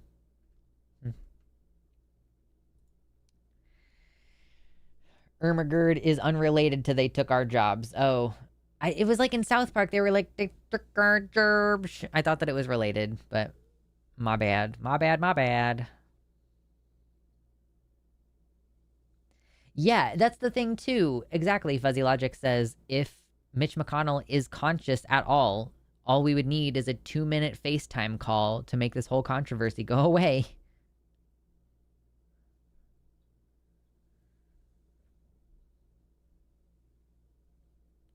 My sibling is a trans non-binary school teacher, and they would be an amazing content creator, but they don't want that life, I guess. I mean, it is kind of the end of anonymity. Like, your sibling as a teacher is potentially could be recognized in public by their students, but that reach doesn't go very far, right? Versus being like anybody could see you anywhere across the country and know who you are. And then you have the risk of, if it comes out that this all it needs to be is this person is trans or is non-binary, and they do a job that has to do with children. They don't even have to be like, there doesn't even have to be any evidence that they were teaching gender acceptance or anything. That fact is enough for people, for like terrorism to happen to that person, right? TikTok, what the fuck is that person's name? Libs of TikTok? She is she is a stochastic terrorist. She is like boosting these obscure accounts of just basically individuals sharing their life, and like, here's something that my classroom does and they enjoy, and this is helping them learn, and I'm sharing it online. Yeah, it just, I don't know how to.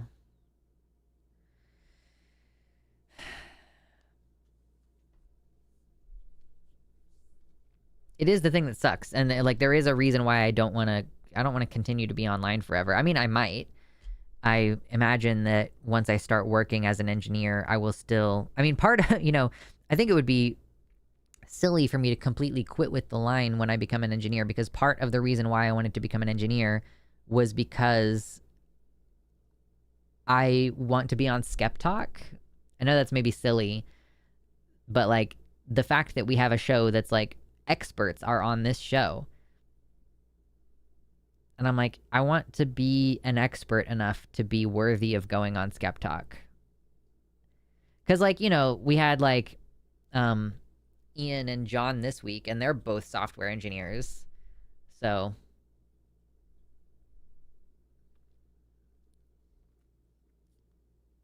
that's apparently the level of expertise that we're looking for on SkepTalk. Yes, I'm American living in England. Yes, I'm the guy at the pointy end of the train controlling the power brakes and sometimes the passenger doors. Nice. Is it a good job? Do you enjoy it?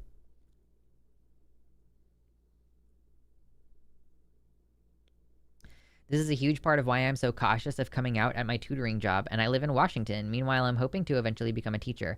I think it's mainly the social media aspect of it that is a problem. So if you're not, like, making content about being a teacher, or I don't know, like if somebody were to find out that you were a teacher while you were actively making trans content, like that's the situation. Hell yeah, Lux, I look forward to seeing you on Skeppy Talk in the future. 4 years of school just to get on Skeppy Talk. And that's assuming that it's still happening in 4 years. I mean, I guess like that, right? Like there is an assumption. I get it. SkepTalk is goated, and it would be fun to be able to just nerd out. Yeah. I mean, that's not entirely the purpose of SkepTalk, is not just to nerd out, but someone recently brought it to my attention that I have not done a show with Erica, which, to be fair, Erica pretty much only does SkepTalk. But, yeah, I guess I could some Friday do a 'Cause I Wanna with SkepTalk, or with Erica. But there's, like, I am not an expert, so I can't be on SkepTalk, and she is not trans, so she can't be on Takis. We could hypothetically do Chewed Gum together. Or I guess any of the other shows, but yeah, I'm not like a regular host on the After Dark show. Which has only just now occurred to me, like, should that be something that I'm annoyed by? That I guess, compared to however many other employees we have, I have a more guaranteed slot with Takis than maybe some of the people who are trying to get on After Dark. I don't know.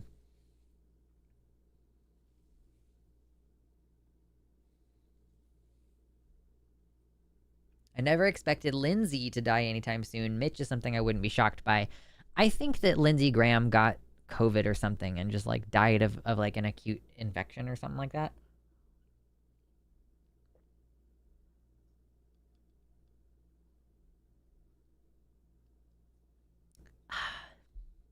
Gotta get Erica on Chewed Gum. I literally asked her last night, how interesting would that have been? Like last minute, Erica, Gutsick Gibbon, and Josie Caballero stream.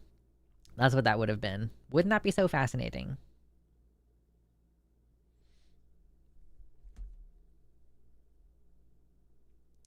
Is this official? Like, we know for sure how Lindsey Graham died of aortic dissection? What does that mean?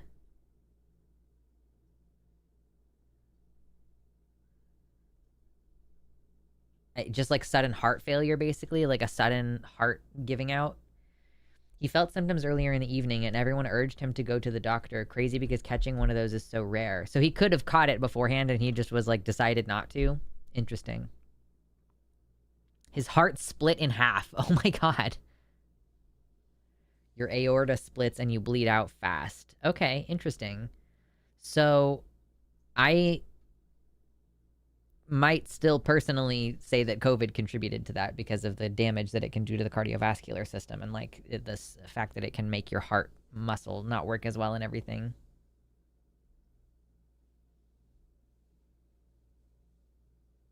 I choose to believe he was hit by Russia. That's very funny. Allegedly, Graham had a heart condition and lying all the time messed up his blood pressure. Maybe. Oh my gosh. Oh, and flying messed up his blood pressure. Okay, I thought that the first way that I read that was much funnier. The aorta tried multi-track drifting. True. Excuse me. This kind of aortic dissection is often caused by prolonged high cholesterol. Okay. Fun. So that's a scary thing that I didn't know could happen. That I am now going to be worried about it happening to me, so that's cool.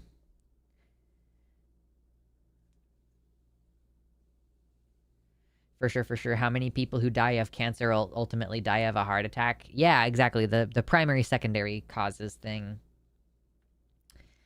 is definitely relevant in today's world.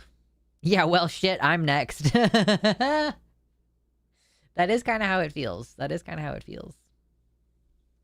Dude, there are 89 people in here right now. I'm just looking at that and realizing 89 people in here, and we've only gotten one donation of $2. Sorry that the world is so tough right now, everybody.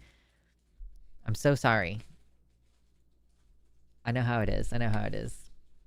If you want to see Mina, where is she? Mina. Oh, there she is. She's in her spot under my desk. If you want to see Mina, we get to if we get to $100 in the stream, we will see her. Oh my god, dude. Why? I'm so sleepy. Do you stream on Twitch too? I do not. I've considered streaming on Twitch, but I haven't figured it out, and I don't know if I care enough. So that's kind of where I'm at on that. 89 people, but not even 70 likes. Not even 69, the funniest number. I'm seeing 124, so at least there's 124 that I can see. Hi, Cringy, who says, been binging all of your content and the content of other members of the line. As someone who grew up with Fox News playing 24/7 in their house, it's been so refreshing to see competent people debate transphobes. Thanks for all you do. Thank you. Thank you very much. I appreciate that. Yeah, I hope that we do good in the world. At the very minimum, we are equipping people with good arguments to use when you guys have these debates with people in your real lives. So even if I don't convince somebody directly, I feel like we're paying it forward, you know? That there's like a trickle down impact that y'all have in the real world after listening to our bullshit arguments. So, yeah.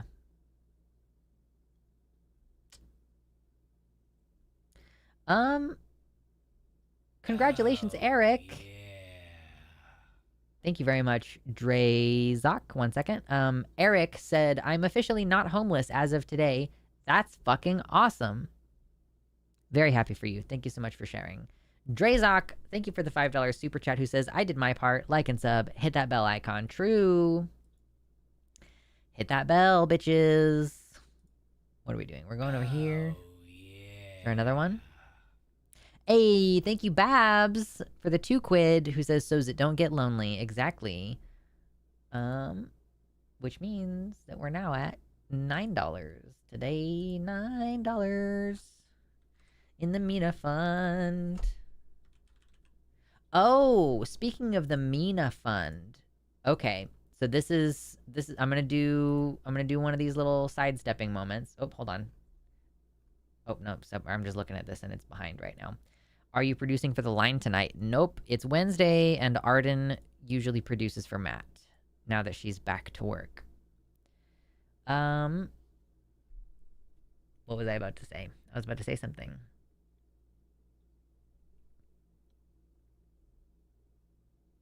I don't know what I was about to say. Anyway. Yeah, but yeah, congratulations, Eric. That's fucking awesome. I'm very excited for you. Hell yeah. Oh yeah, I was gonna tell you about Mina, and I have got stuff for Mina on my wish list now. So Mina, my little baby beautiful girl, my wonderful baby, amazing, fluffy little baby. First of all, if you go and sub to my Patreon for $1, I've been posting pictures of her there. And then if you subscribe for $3, I've been posting videos of her there. I actually have a video that I recorded a couple days ago that I need to update, or I need to upload to my Patreon, because I intend for you guys to see some of these little videos of me playing with her and challenging her and stuff. But I added some stuff to my wish list, which is at throne.com/Luxander. Like this thing, fling a string. I don't know. It's like a couple of kind of automated toys that she can maybe can keep her entertained when none of us are actively able to play with her. So that's one. And then this is another little toy that, like, it's got two different things. It's got the butterfly that flaps around, and then it's also got a little feather toy that goes around the outside underneath. So the cat, if you have a cat that likes to grab stuff from under the blanket and things. And then there's one more on page 2. Where is it? Oh, here's this. It's like it's one of those balls that like wobbles itself around, and you put it inside this like pen thing. I don't know. And it zooms around underneath the cover. Kind of like that other one. So I've got a couple Mina toys on the wish list, as well as like some other stuff, some other cool stuff if you are interested in, getting me shit that is just for literally no other reason than because I want it. Oh man, I would love to have some pairs of shorts that fit. That would be great. But mostly we're here to plug for Mina. Mina, she needs toys. She wants to play forever and ever. Thank you so much, C. Smith, for the 5 memberships. I do not know how that works into my donation fund. So I don't usually add those to it, but thank you. Thank you so much. And hope those people appreciate. You guys can see a recent video of Mina that I uploaded as a members only short. So check that out. Something ghost teeth about you coming in and saying hi y'all made my brain go hey ya, and I'm like, all right, cool, wherever that's coming from. More Lux per Lux, exactly.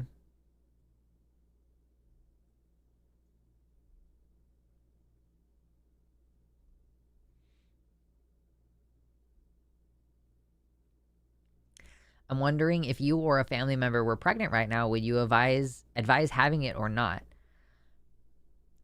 For the most part, I do not put myself in a position of thinking to advise someone else on whether or not to have a kid. That is not something that I typically put myself into that situation. But it all depends on the person, right? Like, you can't just say, like, because the economic conditions are bad, you shouldn't have kids. You shouldn't say, because we're under fascism right now, you shouldn't have kids. Like, life needs to continue. Life needs to go on. Like, life still happens under fascism. Life still happens under capitalism. And, I don't think it's reasonable. Of course, lots of people are going to make the decision to not have kids or to delay having kids. But that does not mean, like, that you should advise people to have kids or not, again, it's all about their individual situation. Like, if you're in an individual situation where having a kid would be a bad idea, then I would hope that you have someone in your life who's willing to say, hey, that might not be a good idea right now.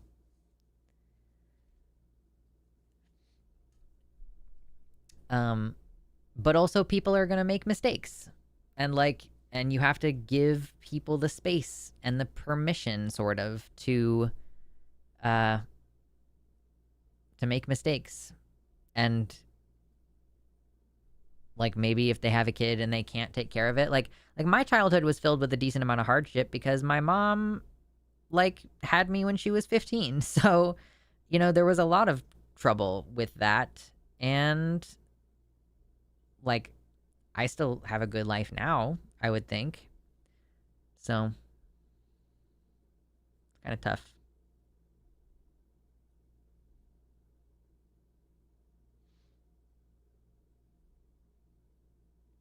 Life has to happen under fascism, but that doesn't mean I want a kid. Yeah, but it's like if for somebody who does want one, I'm not saying like if you don't want one, you should have one, especially not that. I think maybe I want one. Like I'm still sorting out how I feel about that, and that obviously would have to be a conversation that I would have with the person that I'm married to. But yeah. I don't know. The world is crazy, but like you still need there to be beauty in it, and children are one of the beauties of the world. Like obviously it's a lot of work to raise a child, but I feel like this is part of the whole like the way that we view children negatively in like a way that is like a form of ageism, is that children are a good thing. We need children to continue ourselves, but we also need children because children bring whimsy and play that we can sometimes forget. Children also have a flexibility of thinking that actually we should include children in the ideas portion of governance. Like, I'm not saying give a child like the final say-so over what happens in a given situation, but children should be part of the problem-solving portion of governing a city, a state, whatever. Like, because they can make creative connections that are only possible with the kind of like flexibility and the, you know, the fact that there hasn't been as much time for their brain to settle into like a rigid categorization system. So I do actually think that children should be, you should ask children what their, how would you fix this? What would you do? And they should be part, like that contribution should be a meaningful part of how we make decisions that impact our communities. It's really fucked up that we think of children as a bad thing all the time, but like, yeah, kids are good.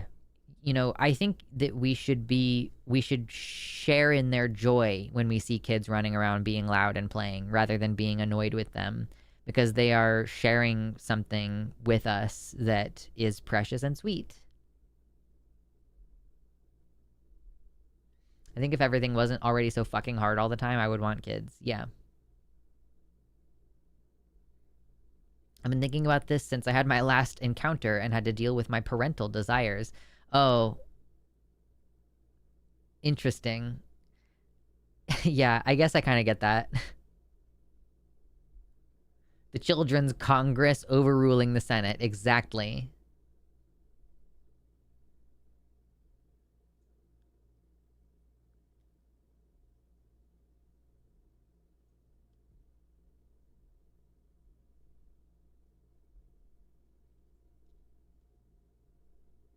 I want one kid regardless of my circumstances, but then again, that's pretty selfish too. Let's end this stigma about being selfish, you know? There are people who are selfish in a way that like they abuse it, but that doesn't mean that being selfish is inherently abusive or that it is inherently bad, right? Like the idea, let me square this up for you real quick for a second. You ever think about the word manipulation and what it means? It means like to use the tools at your disposal to get the result that you're after. When a baby cries because it's hungry or because it has poop in its diaper, that baby is trying to manipulate you into changing its diaper or feeding it, you know? Like manipulation is a component of every aspect of human interaction, you know? Like I don't just straight up cuss out my boss, even though he might deserve it or whatever. I'm not thinking of Jimmy in this situation, although Jimmy is my boss and that would be funny. Yeah, so basically, like, we don't, like, I'm not going to, I'm not going to do things in a way that's not effective. If I go in and ask for a raise, then me being really polite is part of manipulation to get what I want, right? So it just is part of how things go. You can be manipulative in a way that is coercive and abusive, right? And or abusive, but that does not mean that manipulation, period, is a bad thing. So I think we should really try to grapple with this with selfishness. Like I don't know, it's like it depends on your reasoning too. Like, I want to have a kid in a way that is kind of less selfish, because a huge part of my thinking is because there will at least be one pregnancy that I can have control over whether that fetus gets exposed to COVID. That's one of my big reasons. So I actually have a selfless reason in terms of like I am paying it forward to humanity, but also like wanting to have a kid is kind of selfish in that you just want one, right? So, but like you just wanting a kid, like that is your biological imperative, first of all. So, and if you're saying like it's selfish for me to want to bring a kid into the world if that kid could suffer, like, well, every kid is going to suffer to some extent, right? You cannot set this expectation that before you can have a kid, your life has to be perfect, because you're never going to get to that perfect life. And then you're just not going to get to do the thing that you wanted to do. And it might increase your struggle, but a lot of parents say that it's worth it. So, yeah, I don't know. I think as long as your kid is not like actively starving, and I mean, obviously I'm setting a comedically low bar, but yeah, I don't know. I think we beat ourselves up too much. Like, we have this idea that we have to be perfect parents, as opposed to like our parents who fucked us up in some cases. So I don't know. I don't let the perfect be the enemy of the good, is I think kind of what this all comes down to. Anyway, thank you so much, Adam, for the $5 super chat, who says, new sub, but I've been a line sub since the beginning. I have one trans sibling, one transphobic sibling. Guess which one is a good person and which one is a dick. Weird how that always works out, isn't it? Thank you so much, Adam, for the $5 super chat. Just so you guys are aware, YouTube takes like a significant portion of your super chat money, and it's you'll just get much more of it directly to me if you go on Streamlabs, which is, or yeah, luxander.net/donate or whatever. It's handled by PayPal, but I still appreciate your super chats because those are still useful. I just won't get them until next month, and also YouTube is going to take part of it. So just so we are all aware of what's going on. Thank you so much, though. And yeah, I mostly really like to receive stuff, you guys. If I'm being honest, there is nothing more exciting to me than somebody just bought something off of my throne wish list.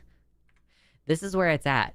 This right here, I want those shorts, you know? Look at this fucking jacket. Comfy suede trench coat. I want that. Oh man, I especially want some like one of these like thick belt kind of things to wear with like some of the tops that I have. I think it would make some of my outfits look way better. And this, like, I don't know where the fuck my hair stick is. I brought it back from Kansas and I wore it once, and then I do not know what I did with it. So I don't have a hair stick right now. This moon hair stick is kind of cool. I think there's also a sword hair stick on the next page. But man, like, I would be so stoked to get like a shirt in the mail. I am so easy to please.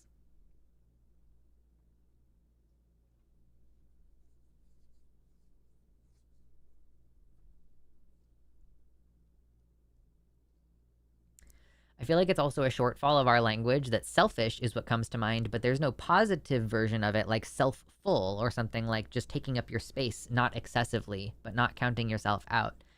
Yeah, I guess like the way that we describe that in English now is I'm taking space. But there is no like concise term for that, which is interesting.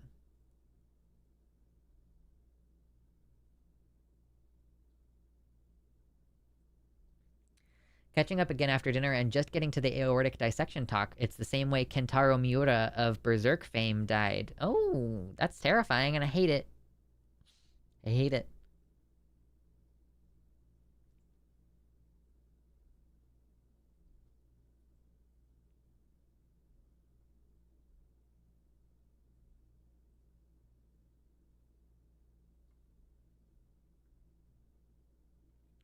Yeah, exactly. We would not exist as a species if people didn't have kids during tough times.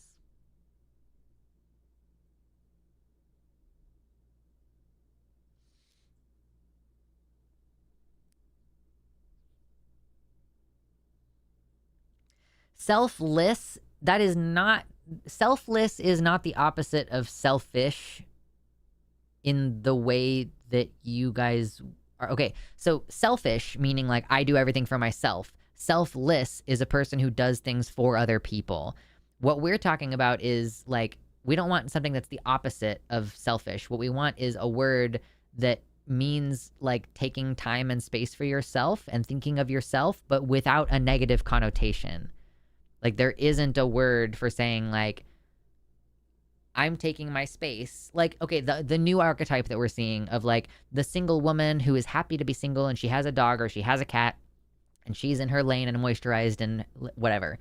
That person, you know, we have this in the traditional sense, that person would be considered like, oh my God, you're so selfish. How could you, you know, there's so many lonely men out there and you're selfishly just doing your own thing and you're thinking of yourself now, but then you're going to be so put out when you don't have kids to take care of you when you're later, or your selfishness is going to come back to bite you.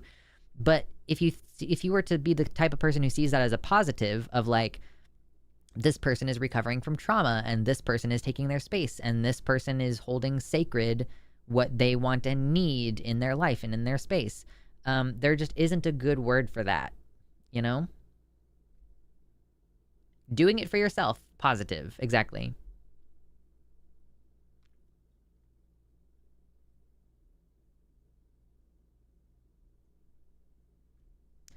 I'm the opposite. I would rather have people not know what I want and get me stuff without me giving them a list. Well, what I was saying is like between receiving super chats versus receiving gifts off of my wish list. I like receiving gifts off of my wish list. Because here's the thing, guys. Whenever you donate money, I view that money as like, that's practical. Any money that I receive, really, like I don't see any money that I receive as like, that's, I should spend that on something that I want. I do still buy things that I want sometimes, but usually not unless there's a practical element to it, right? Like I bought a duffel bag because I needed a gym bag because I'm now going straight from class to the gym and I wanted to be able to change clothes and shoes. So all of my money I see as this, like, that's a tool. Every money that I receive is like, that's practical. Or, you know, again, even if I want something, it's because I'm like, well, I want to get a bonnet to wear at night because I want my hair to look nicer, but that's for work. I want my hair to look nicer because I have a camera job.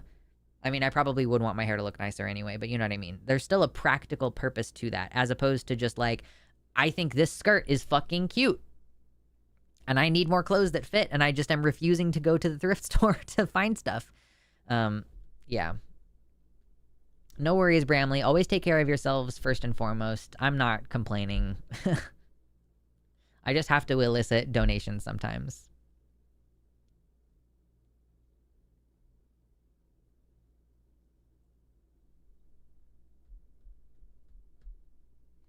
Self-loving would be the closest word I could find. Yeah, self-loving I think has like a sexual connotation, unfortunately.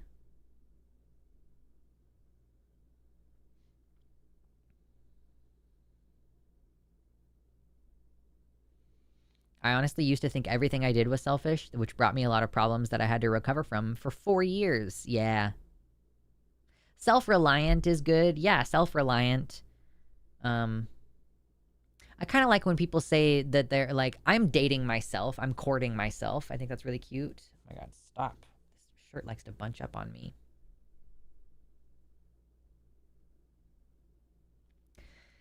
Kitty submits prudent, which is acting when appropriate. Like someone who is prudent puts their mask on first when the airplane is falling. Yeah, that's a good point.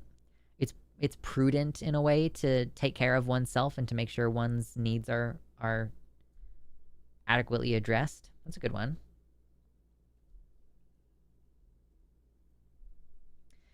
I feel like I hear taking space used more in anti-woke mockery than by actual humans. Maybe.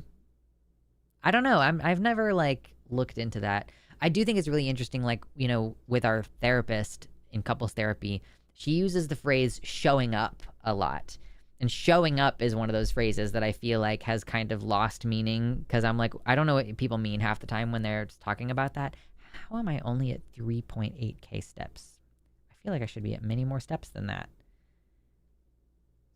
I make a deliberate point to park really far away from stuff now because I'm trying to get more steps in.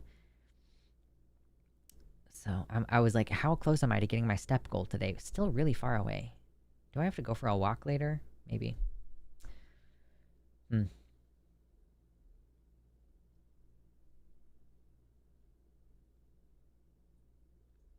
Millennial, congratulations of your recently coming out, and I'm glad that we've helped. Yeah.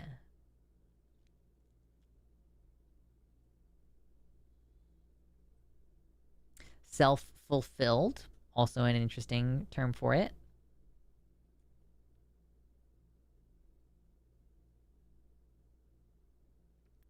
I had previously been raised as a doormat, so when I finally got to the point where I could advocate for myself, I definitely overcorrected and got super selfish. Yeah, of course.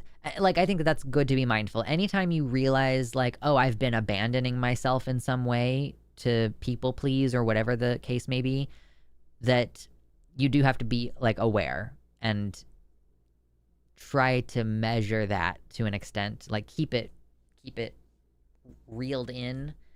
But there is obviously an overcorrection. This happens all the time. It's like when trans women first come out and they go balls out with the, like, pink and the exaggerated makeup and the dresses and whatever. It's like they're kind of, it's like a overcompensation for a second in like hyper femininity because they've been denied it for so long, and then like after 2 or 3 years they kind of normalize back to like they just have a woman archetype that they fit into that usually is a lot less hyper feminine than that. Showing up is something I only ever heard from Poppy when she was trying to get someone to do some shit for her. Oh, wow. Yeah, that's poisoned. That's funny. The programmer sucks, exactly.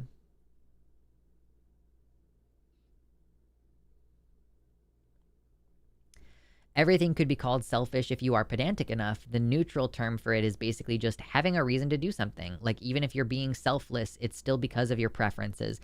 Yeah, there's like, I think it's the second to last episode of BoJack Horseman that talks about this a lot. That, you know, if you do something selfless because it makes you feel good, then is that really selfless, or is that ultimately just you doing something because it makes you feel good and therefore you're doing it for selfish reasons? And it's like, does it really matter at a certain point if your motivation for doing something is because it makes you feel good and therefore it's selfish, but in the end, people besides you are still benefiting from it? Like, I think that that's the kind of thing that just mostly serves to like take the good intentions out of good deeds, which just seems like really pessimistic. But hey, we're talking about BoJack Horseman here, so I'm gonna take a quick break and be right back. I'm not gonna be gone long enough to turn on music or anything. I'm just gonna go to the bathroom and refill my water. To be fair, cis women do that too. They just typically do it in grade school when people expect it from girls. Yeah, the like hyper femininity and like trying it out and thing. It's less compensatory when teenage girls do it, but I see what you're saying. Okay, I'll be back in a second.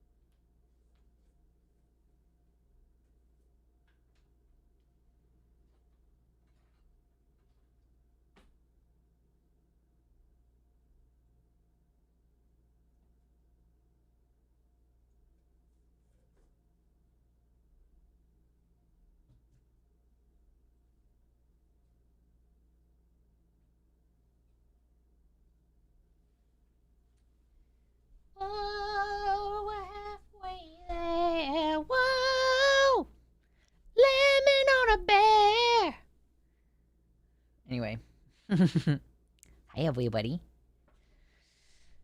Oh, God. I tend to be, quote, selfless because I'm a people pleaser and I have problems with confrontation. It's a problem. Yeah, I have problems with confrontation too, which is crazy because I have to do one later today. So, yay, wish me luck for that.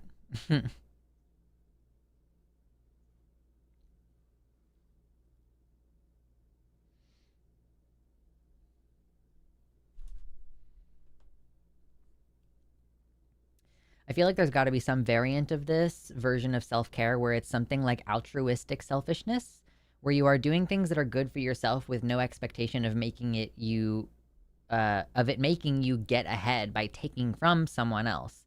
Yeah, like there's a constructive kind of selfishness that is ultimately a benefit. And like YouTuber Grudge is saying in the chat, selfish negative is something like I got mine and you think of no one else, but selfish positive would mean you want for things, but since you don't want to be the only one with nice things, it gets offered to others as well so that jealousy and hatred aren't visited upon you.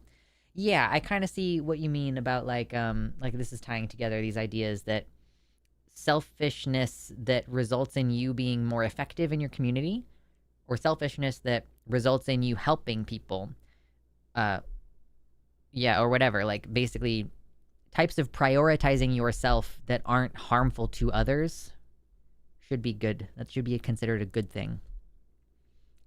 Listen, I am selfish as fuck right now. I like decided to go to school and I'm doing that. Like that is a selfish choice. I mean, it's like I'm also like my partner will benefit from it if I'm making more money, right? But it is a very selfish decision. I work out 4 or 5 days a week. That's selfish. I mean, I'm doing that completely and entirely for myself in a lot of ways, like because I want to be healthy into my old age because I don't like the limitations that I'm coming up against now. But also, it's like to a limited extent, like I will not be effective as a parent or as a partner or as a worker as I get older. Like I will not be able to give to my community as much if I'm not well enough physically to be giving more than I'm receiving, you know? So, I don't know. Anyway, peanut butter. Time to eat peanut butter.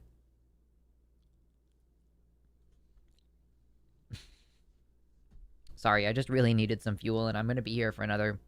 I think I originally said I might quit a little early, but we'll see. I don't know. I'm enjoying hanging out.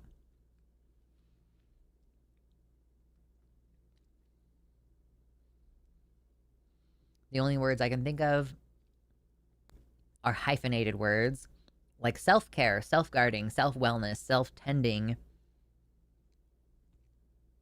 Yeah, we don't have like one word for it. Or so many words imply the self as the actor and therefore don't explicitly denote the target. Sure. You're selfish for not sharing that ice cream you're eating. It's peanut butter.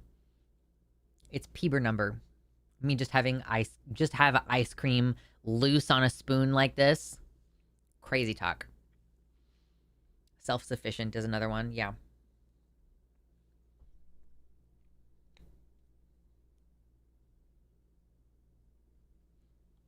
I have not been hearing any discussions about the Andrew Tate Barron Trump relationship. It seems like the media is walking right over that. What is it? I've never heard of that. Peanut butter, the classic chatting snack. I mean, the thing is that it doesn't crunch and it doesn't require a long time for me to chew. So that's kind of why we're going with peanut butter right now. Love the aesthetic of your room. Thank you. Thank you. It's actually not really set up for me to be sitting down. It's really more set up for me to be standing, but I don't stand as often as I should. Also, I'm really tired today. So I'm trying to stand more, but I'm just like so low energy already. And I have so much shit left to do today. I'm going to be a very busy boy today. Busy boy. Probably should take any time between this stream and therapy to just chill and watch a movie or something, but I know that I'm going to do homework.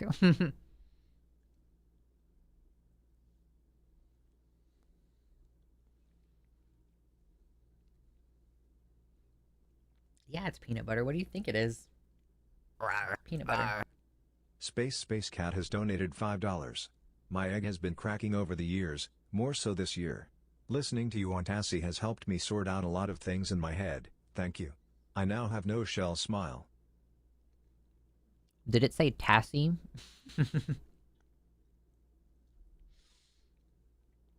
Awesome. Thank you so much. I appreciate that. And I forgot what you said. So I'm gonna go back to my website.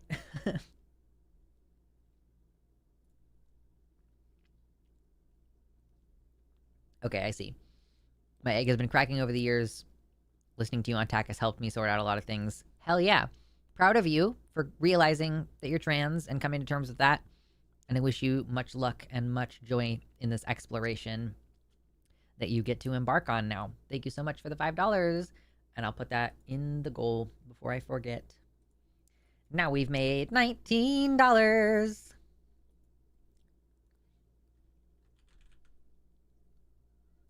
Donate if you want me to buy Mina wet food. That's the main thing. Are you in school? Yeah, I just started school over the summer term. So, like, not very long ago at all, actually. I'm 32 and going to college for the... I mean, I technically did some college. I did an electrical technology degree certification thing that was 2 semesters, but now I'm going to school to be an engineer. Mm-hmm.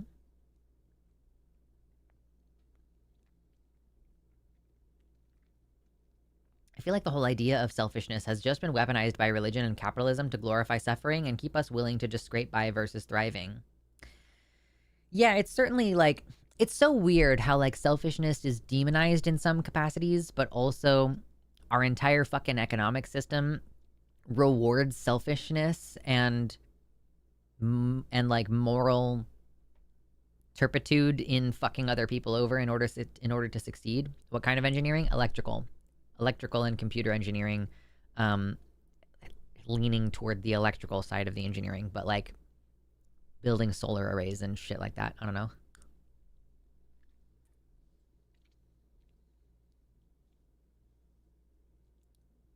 Cool. That's the end of the peanut butter. Delicious. I should also be doing homework, but it's winter here and just past 7 a.m. and it's cold and the cat needs me here, plus chat. Listen, is what you're saying to me that I'm preventing you from doing your homework? Because listen, I put the smack down. Nice, I just got done with my doctorate in engineering. Hope you like it. I was software engineering. You can get a doctorate in software engineering? How many years of school is that? Is that like 6 years of school? Your doctorate in engineering. That's like higher than a master's, right? You're not saying you have a master's in how do you get a doctorate in engineering? Wait, are you saying, does that mean you have a PhD in engineering? What was your PhD on? This is my new thing. This is the person that I've become. I meet someone who says that they have a PhD and I'm like, what was your thesis? Like, I know enough and care enough to be like, what was your thesis on? Tell me. You can get a doctorate in damn near anything. Okay, fair enough, I guess. See, this is so interesting because I have been thinking, you know, as I go down the path of becoming an engineer, that I want to get my professional engineer. Silent. Thank you. Actually, I will try to add that with the other memberships that we got earlier. So if we're, it's like, let's say that was $50 altogether between the last memberships that we got and this one, because I want to go pick up Mina, and also that means that I can say that the total donations for today is 69, which is a choice that I am making. Thank you, Silent. Much love to my friend. Very excited to watch Dragon Show with you soon. I got a raise. Fuck yeah! Yes! Yes, yes, yes, yes. Yes. Hell yeah. You know, it is funny that you probably, like, there is a possibility that you make more money than me now. It's partially because I have a hard time quantifying how much money I actually make because I have to put so much of it away in savings for tax reasons. So I don't actually know how much money I make in that way right now. But hell yeah, dude. That's so cool. Getting a raise. Oh, yeah. Transleona, thank you for the $5. Says, hope you're having a better day than me. I went to Pride in Portland on Sunday, and yesterday I tripped, fell, and broke my little finger. No! Oh, I hope your little finger gets better. 31 an hour. Hell yeah. I guess, yeah, like on a technicality, I make like 30 an hour. But again, it's, or maybe even more than 30 an hour, but it's like taxed a lot and I don't work full time. So yeah, it's weird. Anyway, thank you, Transleona. Let me add that $5 to here before I forget. That means we're at $74 out of today's $100 goal to pick up Mina and show her on camera and bother her. Hey, Mina. I love you. I just leaned down and I was like, hey, Mina, I love you. And she was like stone cold, like seemed to sleep. And then she was like, Mer. I love you. You're a good girl. You're my favorite baby. She's my favorite. I don't know if this ever has happened to me before. It feels like a new experience, right? I think about her when I'm like driving around town. Like I'll just be like driving from somewhere to somewhere else, and I'm like, I'll like remember that I have a cat at home, and I'm like, oh, Mina. I'm so excited to go home and see her later. I don't remember that really happening much with my previous cats. Like obviously, like they're my cats and I love them and they live at home, right? But I don't remember ever like going about my business and being like, oh, that little rascal. I get to see that little rascal when I get home later. I don't know. It's fun.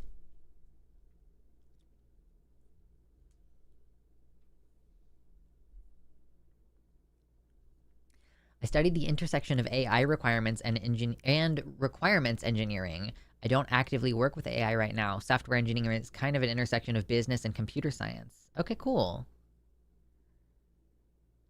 I make $0 an hour. I'm too trans and neurodivergent to participate in the labor market. Yeah, that's crazy. Yeah, I was saying earlier, like I imagine I kind of thought that by pursuing engineering that I was heading down a path that it wouldn't make any sense for me to be a PhD. Like I'm looking forward to the PE, the professional engineer, because I was kind of thinking like that was my main path to getting like a certification or like a title related to my engineering.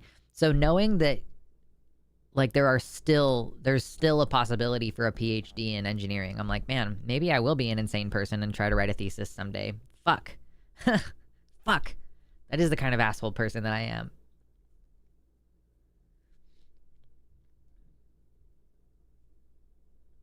Found a few postdoc positions in my field that I got to apply to. That was nice. Hell yeah. I assume you're still looking for a job because you just got this summer gig, but I don't know if that's going to last longer for you. Did you say yes earlier you know enough about trigonometry that I could ask you questions about it when I start trig? Because I'm really like nervous. I'm taking trig online and I'm nervous that it's not going to be easy to understand. I mean, it's not easy to understand even now when I have class. So I'm probably going to be like, and there is like a tutoring place or something that I can go to at my school, but I don't know. Job ends next week. Fucking god damn it. That sucks, dude.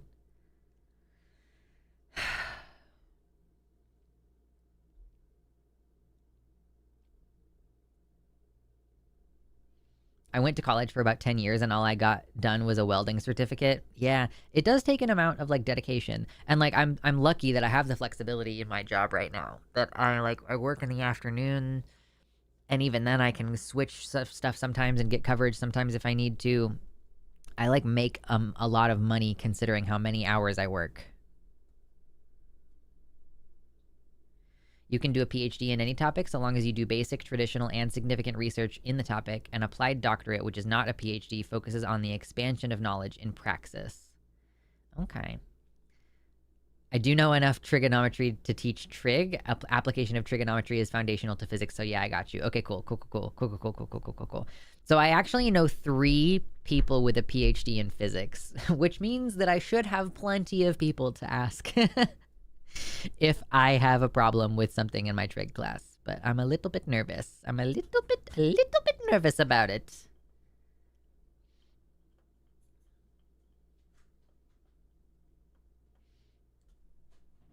My pups are my babies, indeed. You know, I kind of understand dog people a little better now because it's like I understand the appeal of just having like a guy who always wants to hang out with you, you know? Like the cats, they do have a tendency to be like, yeah, not right now. Like, yeah, don't really want to like hang out with you right now. Which is, you know, I respect their autonomy and all that, but it is a little bit of a bummer sometimes. So I get the having a dog that's just like psyched to see you all the time. Yeah. Unrecognized dysphoria killed my chance at a degree initially. I am finally living the formerly gifted Drophouse revenge, and my ascent cannot be stopped. Yeah, I mean, you're in a position now where you could afford to take some classes. And, yeah, like, you make enough money that I don't actually know how much you would even qualify for grants, because you make a shit ton of money. I mean, not a shit ton, obviously, like, whatever. But, yeah, still, I mean, like, you are in that position now where you could be like, maybe I've decided to take a couple classes or go back to school or whatever.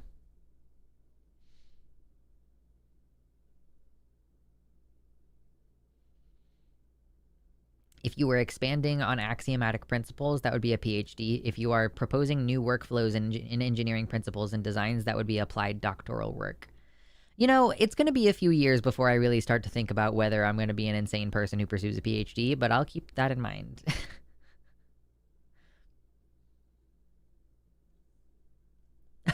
I keep tarantulas because they can't love or hate me, so no calling the animal's name and watching them evaluate you and then leave. Oh no. Oh no. I will say for the most part, Mina, like, she comes. But that's because, like, she knows that I'll play with her if she wants to. So if I'm like, hey, baby, come over here, she's like, do I get to bite you? Like her little, like, do I get to bite you now, please? I would like to bite you. Nom, nom, nom, nom, nom. It has me already thinking about, like, when Mina dies. Like, my desire to keep parts of the animal has been increasing. Like, you know, when Dee and the Mighty passed away, I didn't really have like anything that I personally kept. We have his ashes, and my partner won't give me any of them. And then for Lucy, I have his ashes, but I also was keeping his whisker sheds and his nail sheds that I would find around the house. So I have a little jar, actually, a little spell jar with some of his whisker sheds and nail sheds in it up here. None of his ashes. I didn't put any of his ashes in there. But then Mitternacht, I have some of his whisker sheds and claw sheds, and I cut off a little bit of his fur to keep. So now I'm like, I do think if I had known someone at the time that I would have kept Lucy's skull, but I didn't know anybody who could process him. So there, I guess there is like some small amount of regret about that, because that would be a cool artifact to have. But yeah, I do think it would be funny to keep Mina's skull, because one of her core defining features is that she bites all the time. So it feels like it would be especially well suited to keep her skull when she inevitably leaves beyond our current mortal plane. Epistemic Inquiry says, someone telling me I'm not going to call you ma'am, and retorting, fine, call me doctor. I've used that before against transphobes. That's funny. Yeah. Like, we can forego gender entirely and just straight to the, like, academic submission, I guess. Still 18,000 in debt despite making 27 an hour. Holy shit. Why are you sending me money? Why would you do that? If you have debt, don't do that. I need to go buy rice for my rice cooker now. Yeah, I've recently gotten into buying 20-pound bags of rice, so I have so much rice. But I hope you have a good walk or whatever. I hope it's fucking hot outside here. I hope that it's not as hot there. Damn.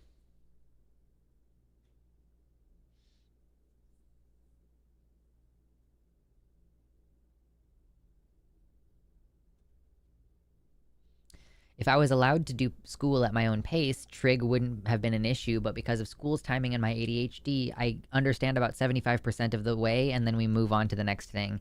Yeah, I will say, too, that, like, this is the first math class that I've had in 15 plus years, and they they had me do a co-requisite. So I'm basically taking a second math class to make sure I pass the first math class. So I'm getting a lot of extra time on stuff, which has been super beneficial as well. So I don't know if that's the kind of thing that, you know, maybe like when you get into trig, be like, is there a co-requisite for this? But yeah, it's just generally not a friendly environment for that. Dude, my friend from class has dyslexia, and he like fucked up at least one thing today while we were doing the learning. He was like, ah, shit, I switched those around. That's the dyslexia. So I'm like, damn, something like dyslexia could just, you know, maybe not prevent you from becoming a mathematician, but could at least throw a pretty significant wrench in that. If you're like, I literally just, the numbers move in my head where they shouldn't be. Like my partner has dyslexia, and he was saying that with his job now that involves so much more paperwork than his previous jobs, he will sometimes read numbers aloud to make, like while he's typing in the number or whatever, to make sure that he's got it right. So yeah, that kind of thing seems really, really tough.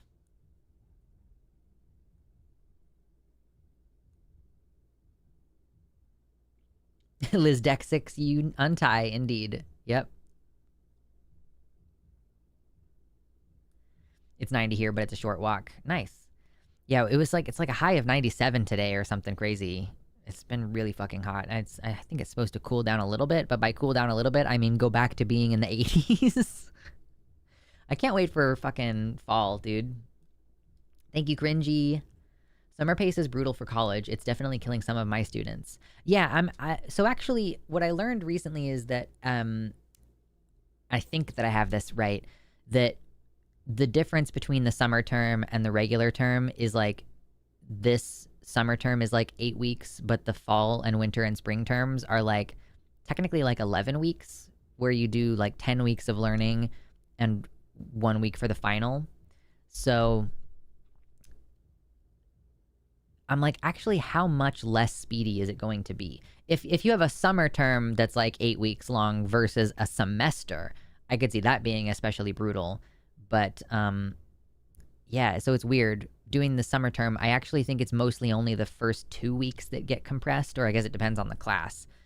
But some parts of it get compressed, and then other parts of it feel kind of normal.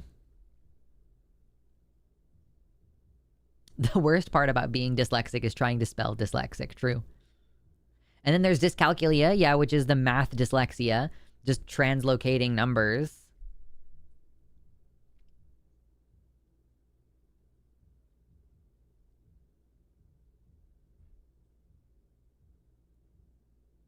I got to Calc 1 and met the exact limit of my ability to parse a concept. Yeah, I have pre-calculus functions, pre-calculus trigonometry, and then differential calculus. That's the order in which things are supposed to happen for me. And yeah, we're going to find out if I get to calculus and it turns out like, nope, actually, I'm not smart enough to be an engineer. We will find out.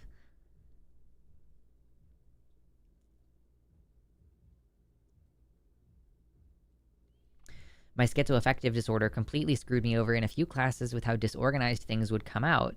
I got an F on a test, and the teacher talked to me about it afterwards, saying, you know this stuff, what happened? And that was a massive wake-up call. Yeah, for getting treatment, big time. Yeah, academia is definitely not friendly to anybody with either a mental or a physical disability. I think that is a part of our society that has a lot of work that needs to be done. Lots of disabled people have talked about this.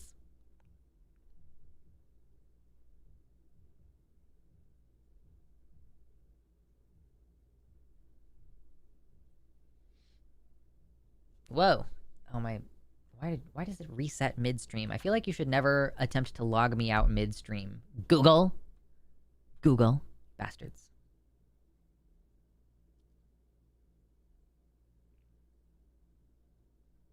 Okay, there we go. We're back. Everything's fine. Everything's fine. We're back.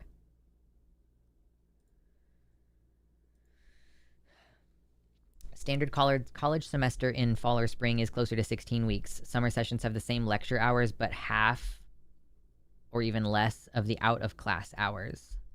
Okay. So yeah, you're at a place that does semesters instead of terms. I guess like most of the colleges up here do terms, which is interesting. So it's basically like kind of like in quarters instead of in like 2 chunks and then 1 partial chunk in the summer.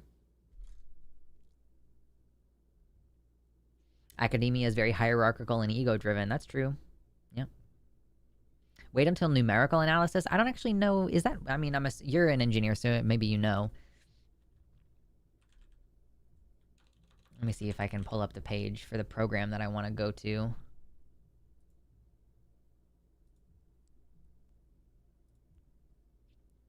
Okay, let me just... What is it? What did you say? What did you say? Numerical... Nope, there is no class on here called numerical analysis. No such class required for my 4-year degree. Interesting.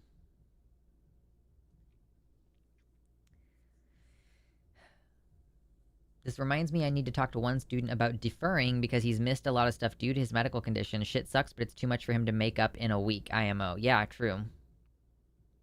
Do you get school adaptations in the USA when you have a learning disability? Some kind of, like a little bit. Not a lot.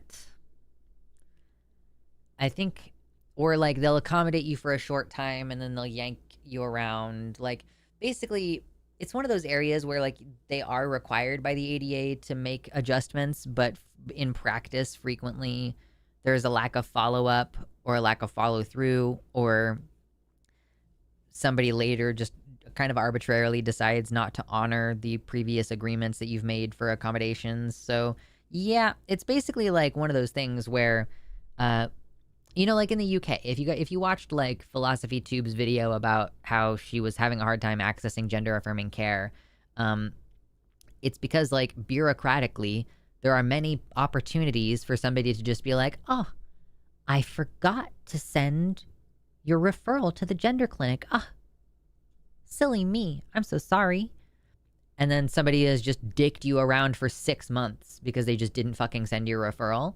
So I think that accommodations in academia kind of runs along the same lines of it's very subject to many individual bureaucratic nonsense decisions that can ultimately override what is supposed to be legally provided or whatever.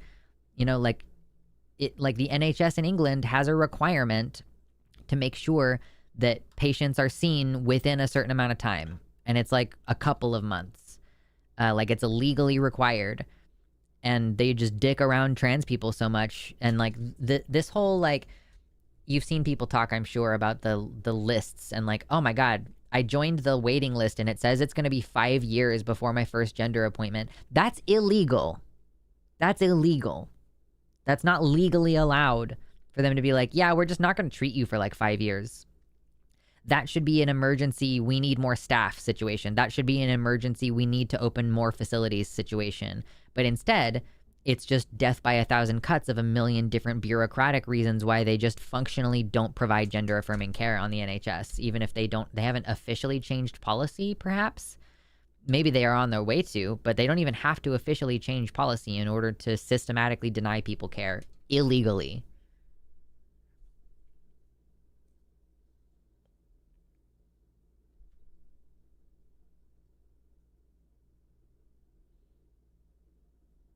In theory, you get adaptations. In practice, though, it's mostly performative, and stuff just stops at some point, and then you have to do all the paperwork again. Yeah. There might be an adjacent class to numerical analysis, maybe something about interpolation, linear algebra, or MATLAB. Nope. What did you just say? Linear. Nope, don't got linear algebra. Okay, I just Googled, I was like, or I searched the page, I'm like, okay, tell me at least that there's a class called algebra on this page. Introduction to matrix algebra is required, apparently. What else did you say? You said MATLAB. I don't know what that's short for, so that's not showing up on this page. It's okay. I literally was in line to ask about accommodations and had to leave the line because I couldn't handle it. Yeah. Differential equations was easier than calc was, so even if calc is hard, try to stick with it. What is my other... Because I'm going to a community college, and then later I'm going to go to a 4-year school. So let's see. What does my community college have for the the track that I'm on for electrical engineering. Let's see. Oh shit, I forgot that this page is it just says the code name for the class and doesn't tell me what the actual class is. I have to open up a different window to look up what the actual classes are. Fuck that.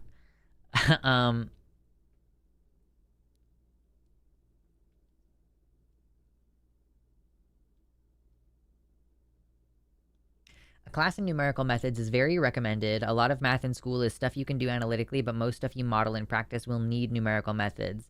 Intro to matrix algebra is linear algebra. Okay, we figured it out. And according to this, that's something that I'm supposed to take in... Well, I'm behind on math, so it would not be something I would be taking until deep into next year.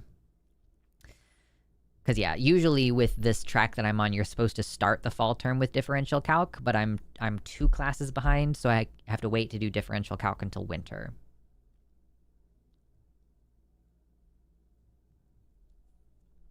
Someone just decided I was lazy and I lost all my accommodations for ADHD in high school, and then I almost didn't graduate thanks to that. Yeah, fucking Jesus Christ.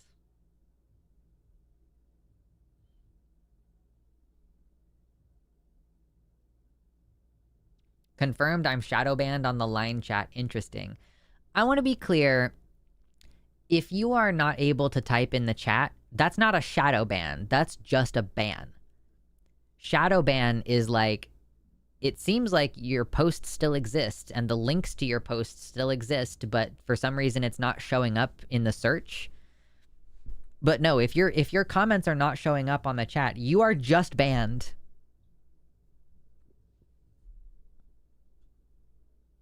Also, if your comments get deleted, that's not a shadow ban either. People, this is the second time today that someone has misused this term. I've been, I'm like, now that I'm regularly uploading videos again, I've been like checking the comments more, even though I really don't need to, and why would I do that? But yeah, someone accused me of shadow banning them, and I was like, probably it was just YouTube catching your comment, and also don't think so highly of yourself, because I would just ban you instead, and like there is no shadow ban on YouTube.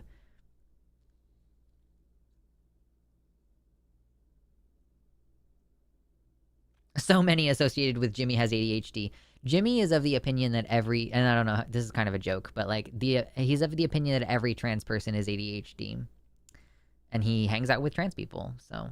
But then also there's like Forrest Valkai, who very clearly has like undiagnosed ADHD.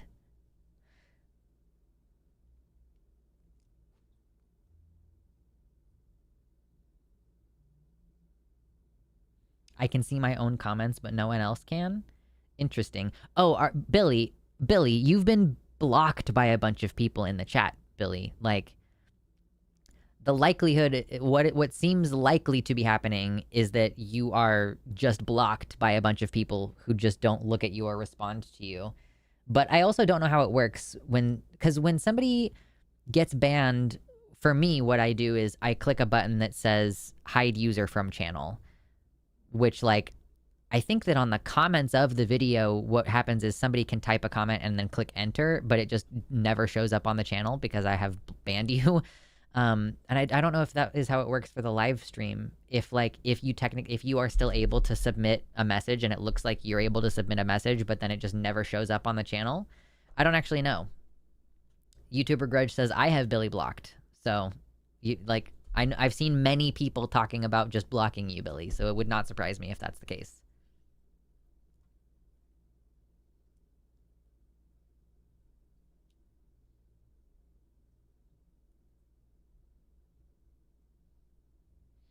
Wetware says, I went to a local museum, which was a single room at the university, and they had a trans statue there. That's really exciting. I love trans statues. Yeah.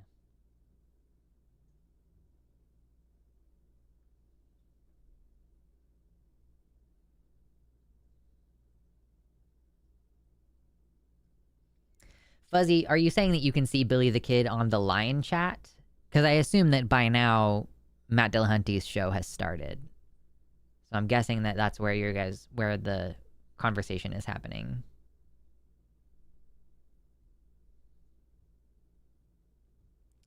I oscillate between thinking I'm definitely ADHD, definitely autistic, and some flavor of ADHD, leaning autistic because of the academic success, but obviously one size does not fit all with diagnostic criteria. Yeah, I'm feeling a little weird as well, Viren, like a little alienated, because so many people in the YouTube chat, especially right now, are saying, like, as somebody with ADHD or autism or whatever, I was not able to succeed in school.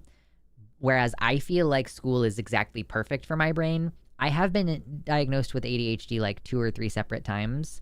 I've never been diagnosed as autistic, but and like my friend in class, he's like, "Oh, I can't even do online class because I don't think I would succeed at it because of my ADHD." And I'm like, I feel so incredibly motivated to do my classwork. Like, I don't know. I don't find it difficult to make myself do it. So I don't know if that's just like because my dopamine reward system kicks in for classwork or what, or like, was I misdiagnosed as ADHD like 3 times? I don't know, but it is weird because I feel like I do really well in school and I'm an insane perfectionist who I actually need to kind of start working on being willing to get less than 100% in a class. Because right now I have 3 classes and in 2 of them I have more than 100%.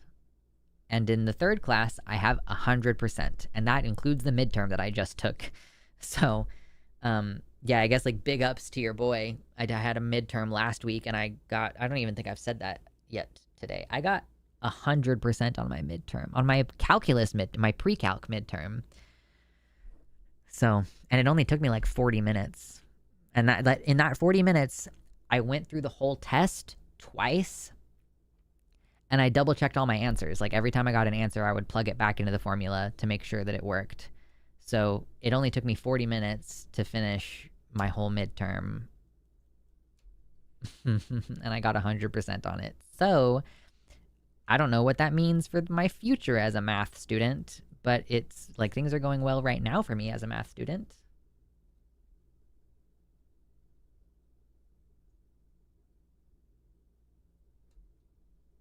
I did well at the grades part mostly, but the demand avoidance and sensory issues made me drop out of freshman year. Okay.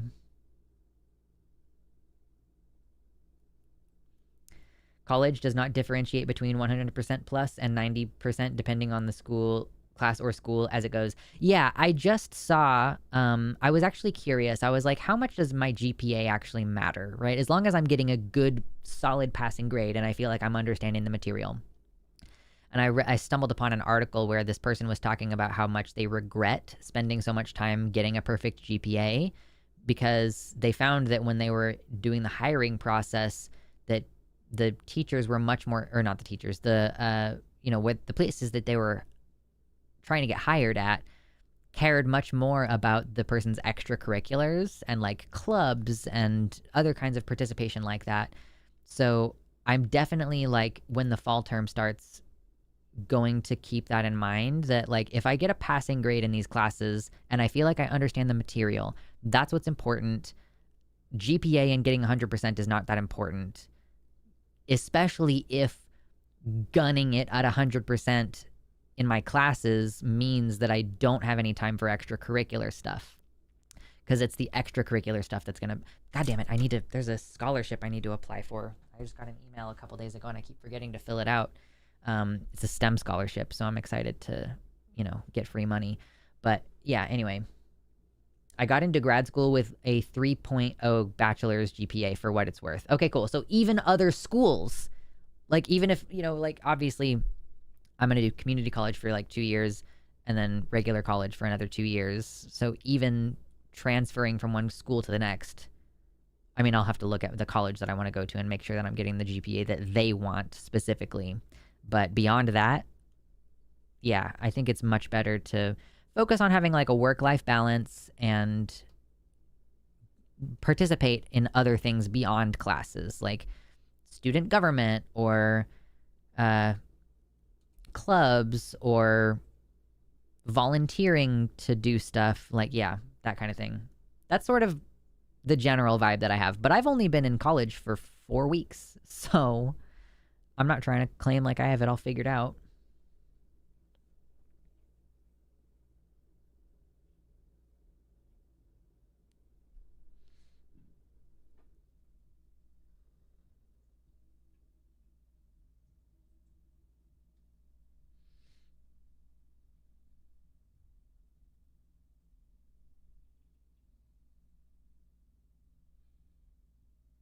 C's make degrees was the wonderful motto of my college. If you could network in one of the clubs and in the job fairs, you would get hired for all flavors of engineering.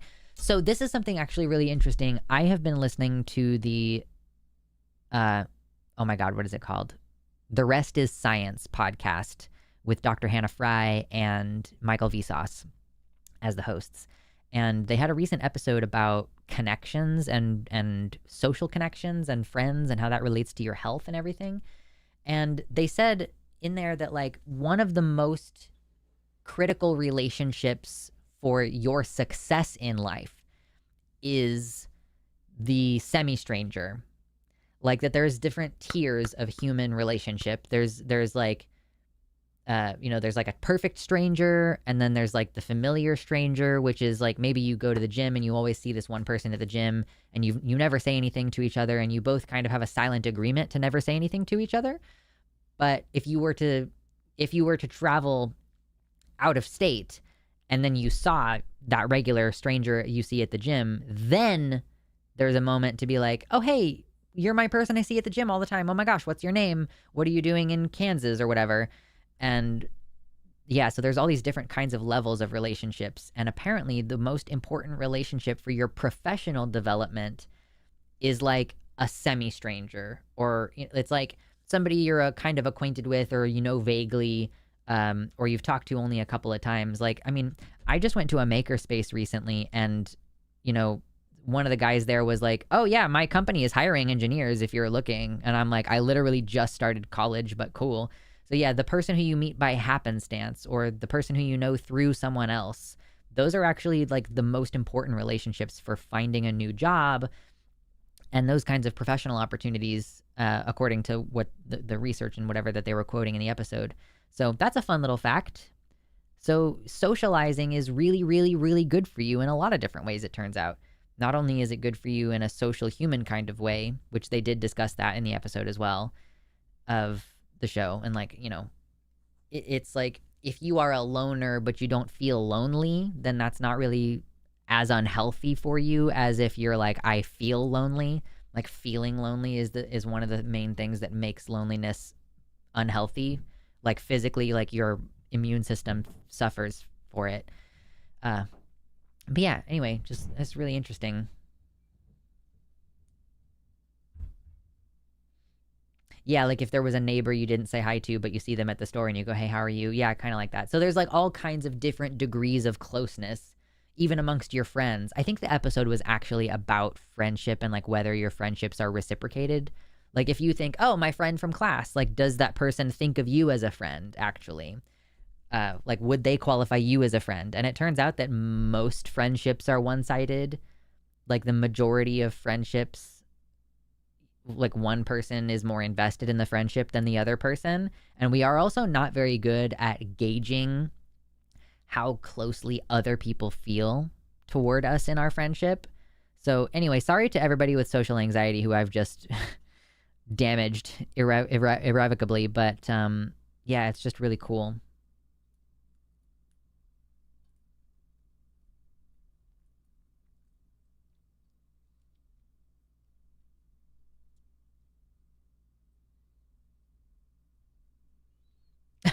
I have a BA and I still don't know what the fuck college is. Yeah.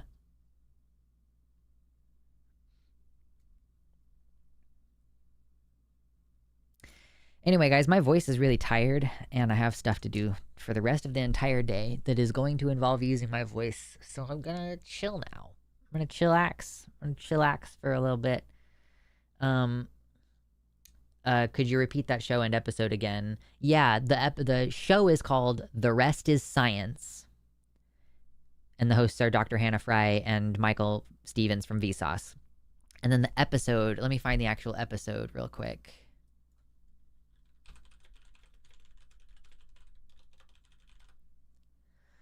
It's from 10 days ago, and the episode is called All the People You Don't Know.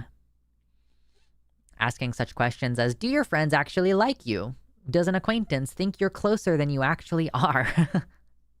So they discuss parasocial relationships in it as well, so it's a really interesting episode.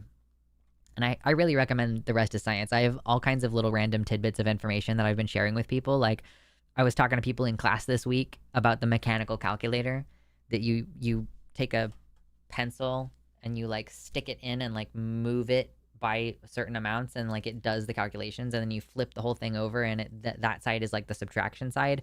Anyway, very cool shit. Yeah.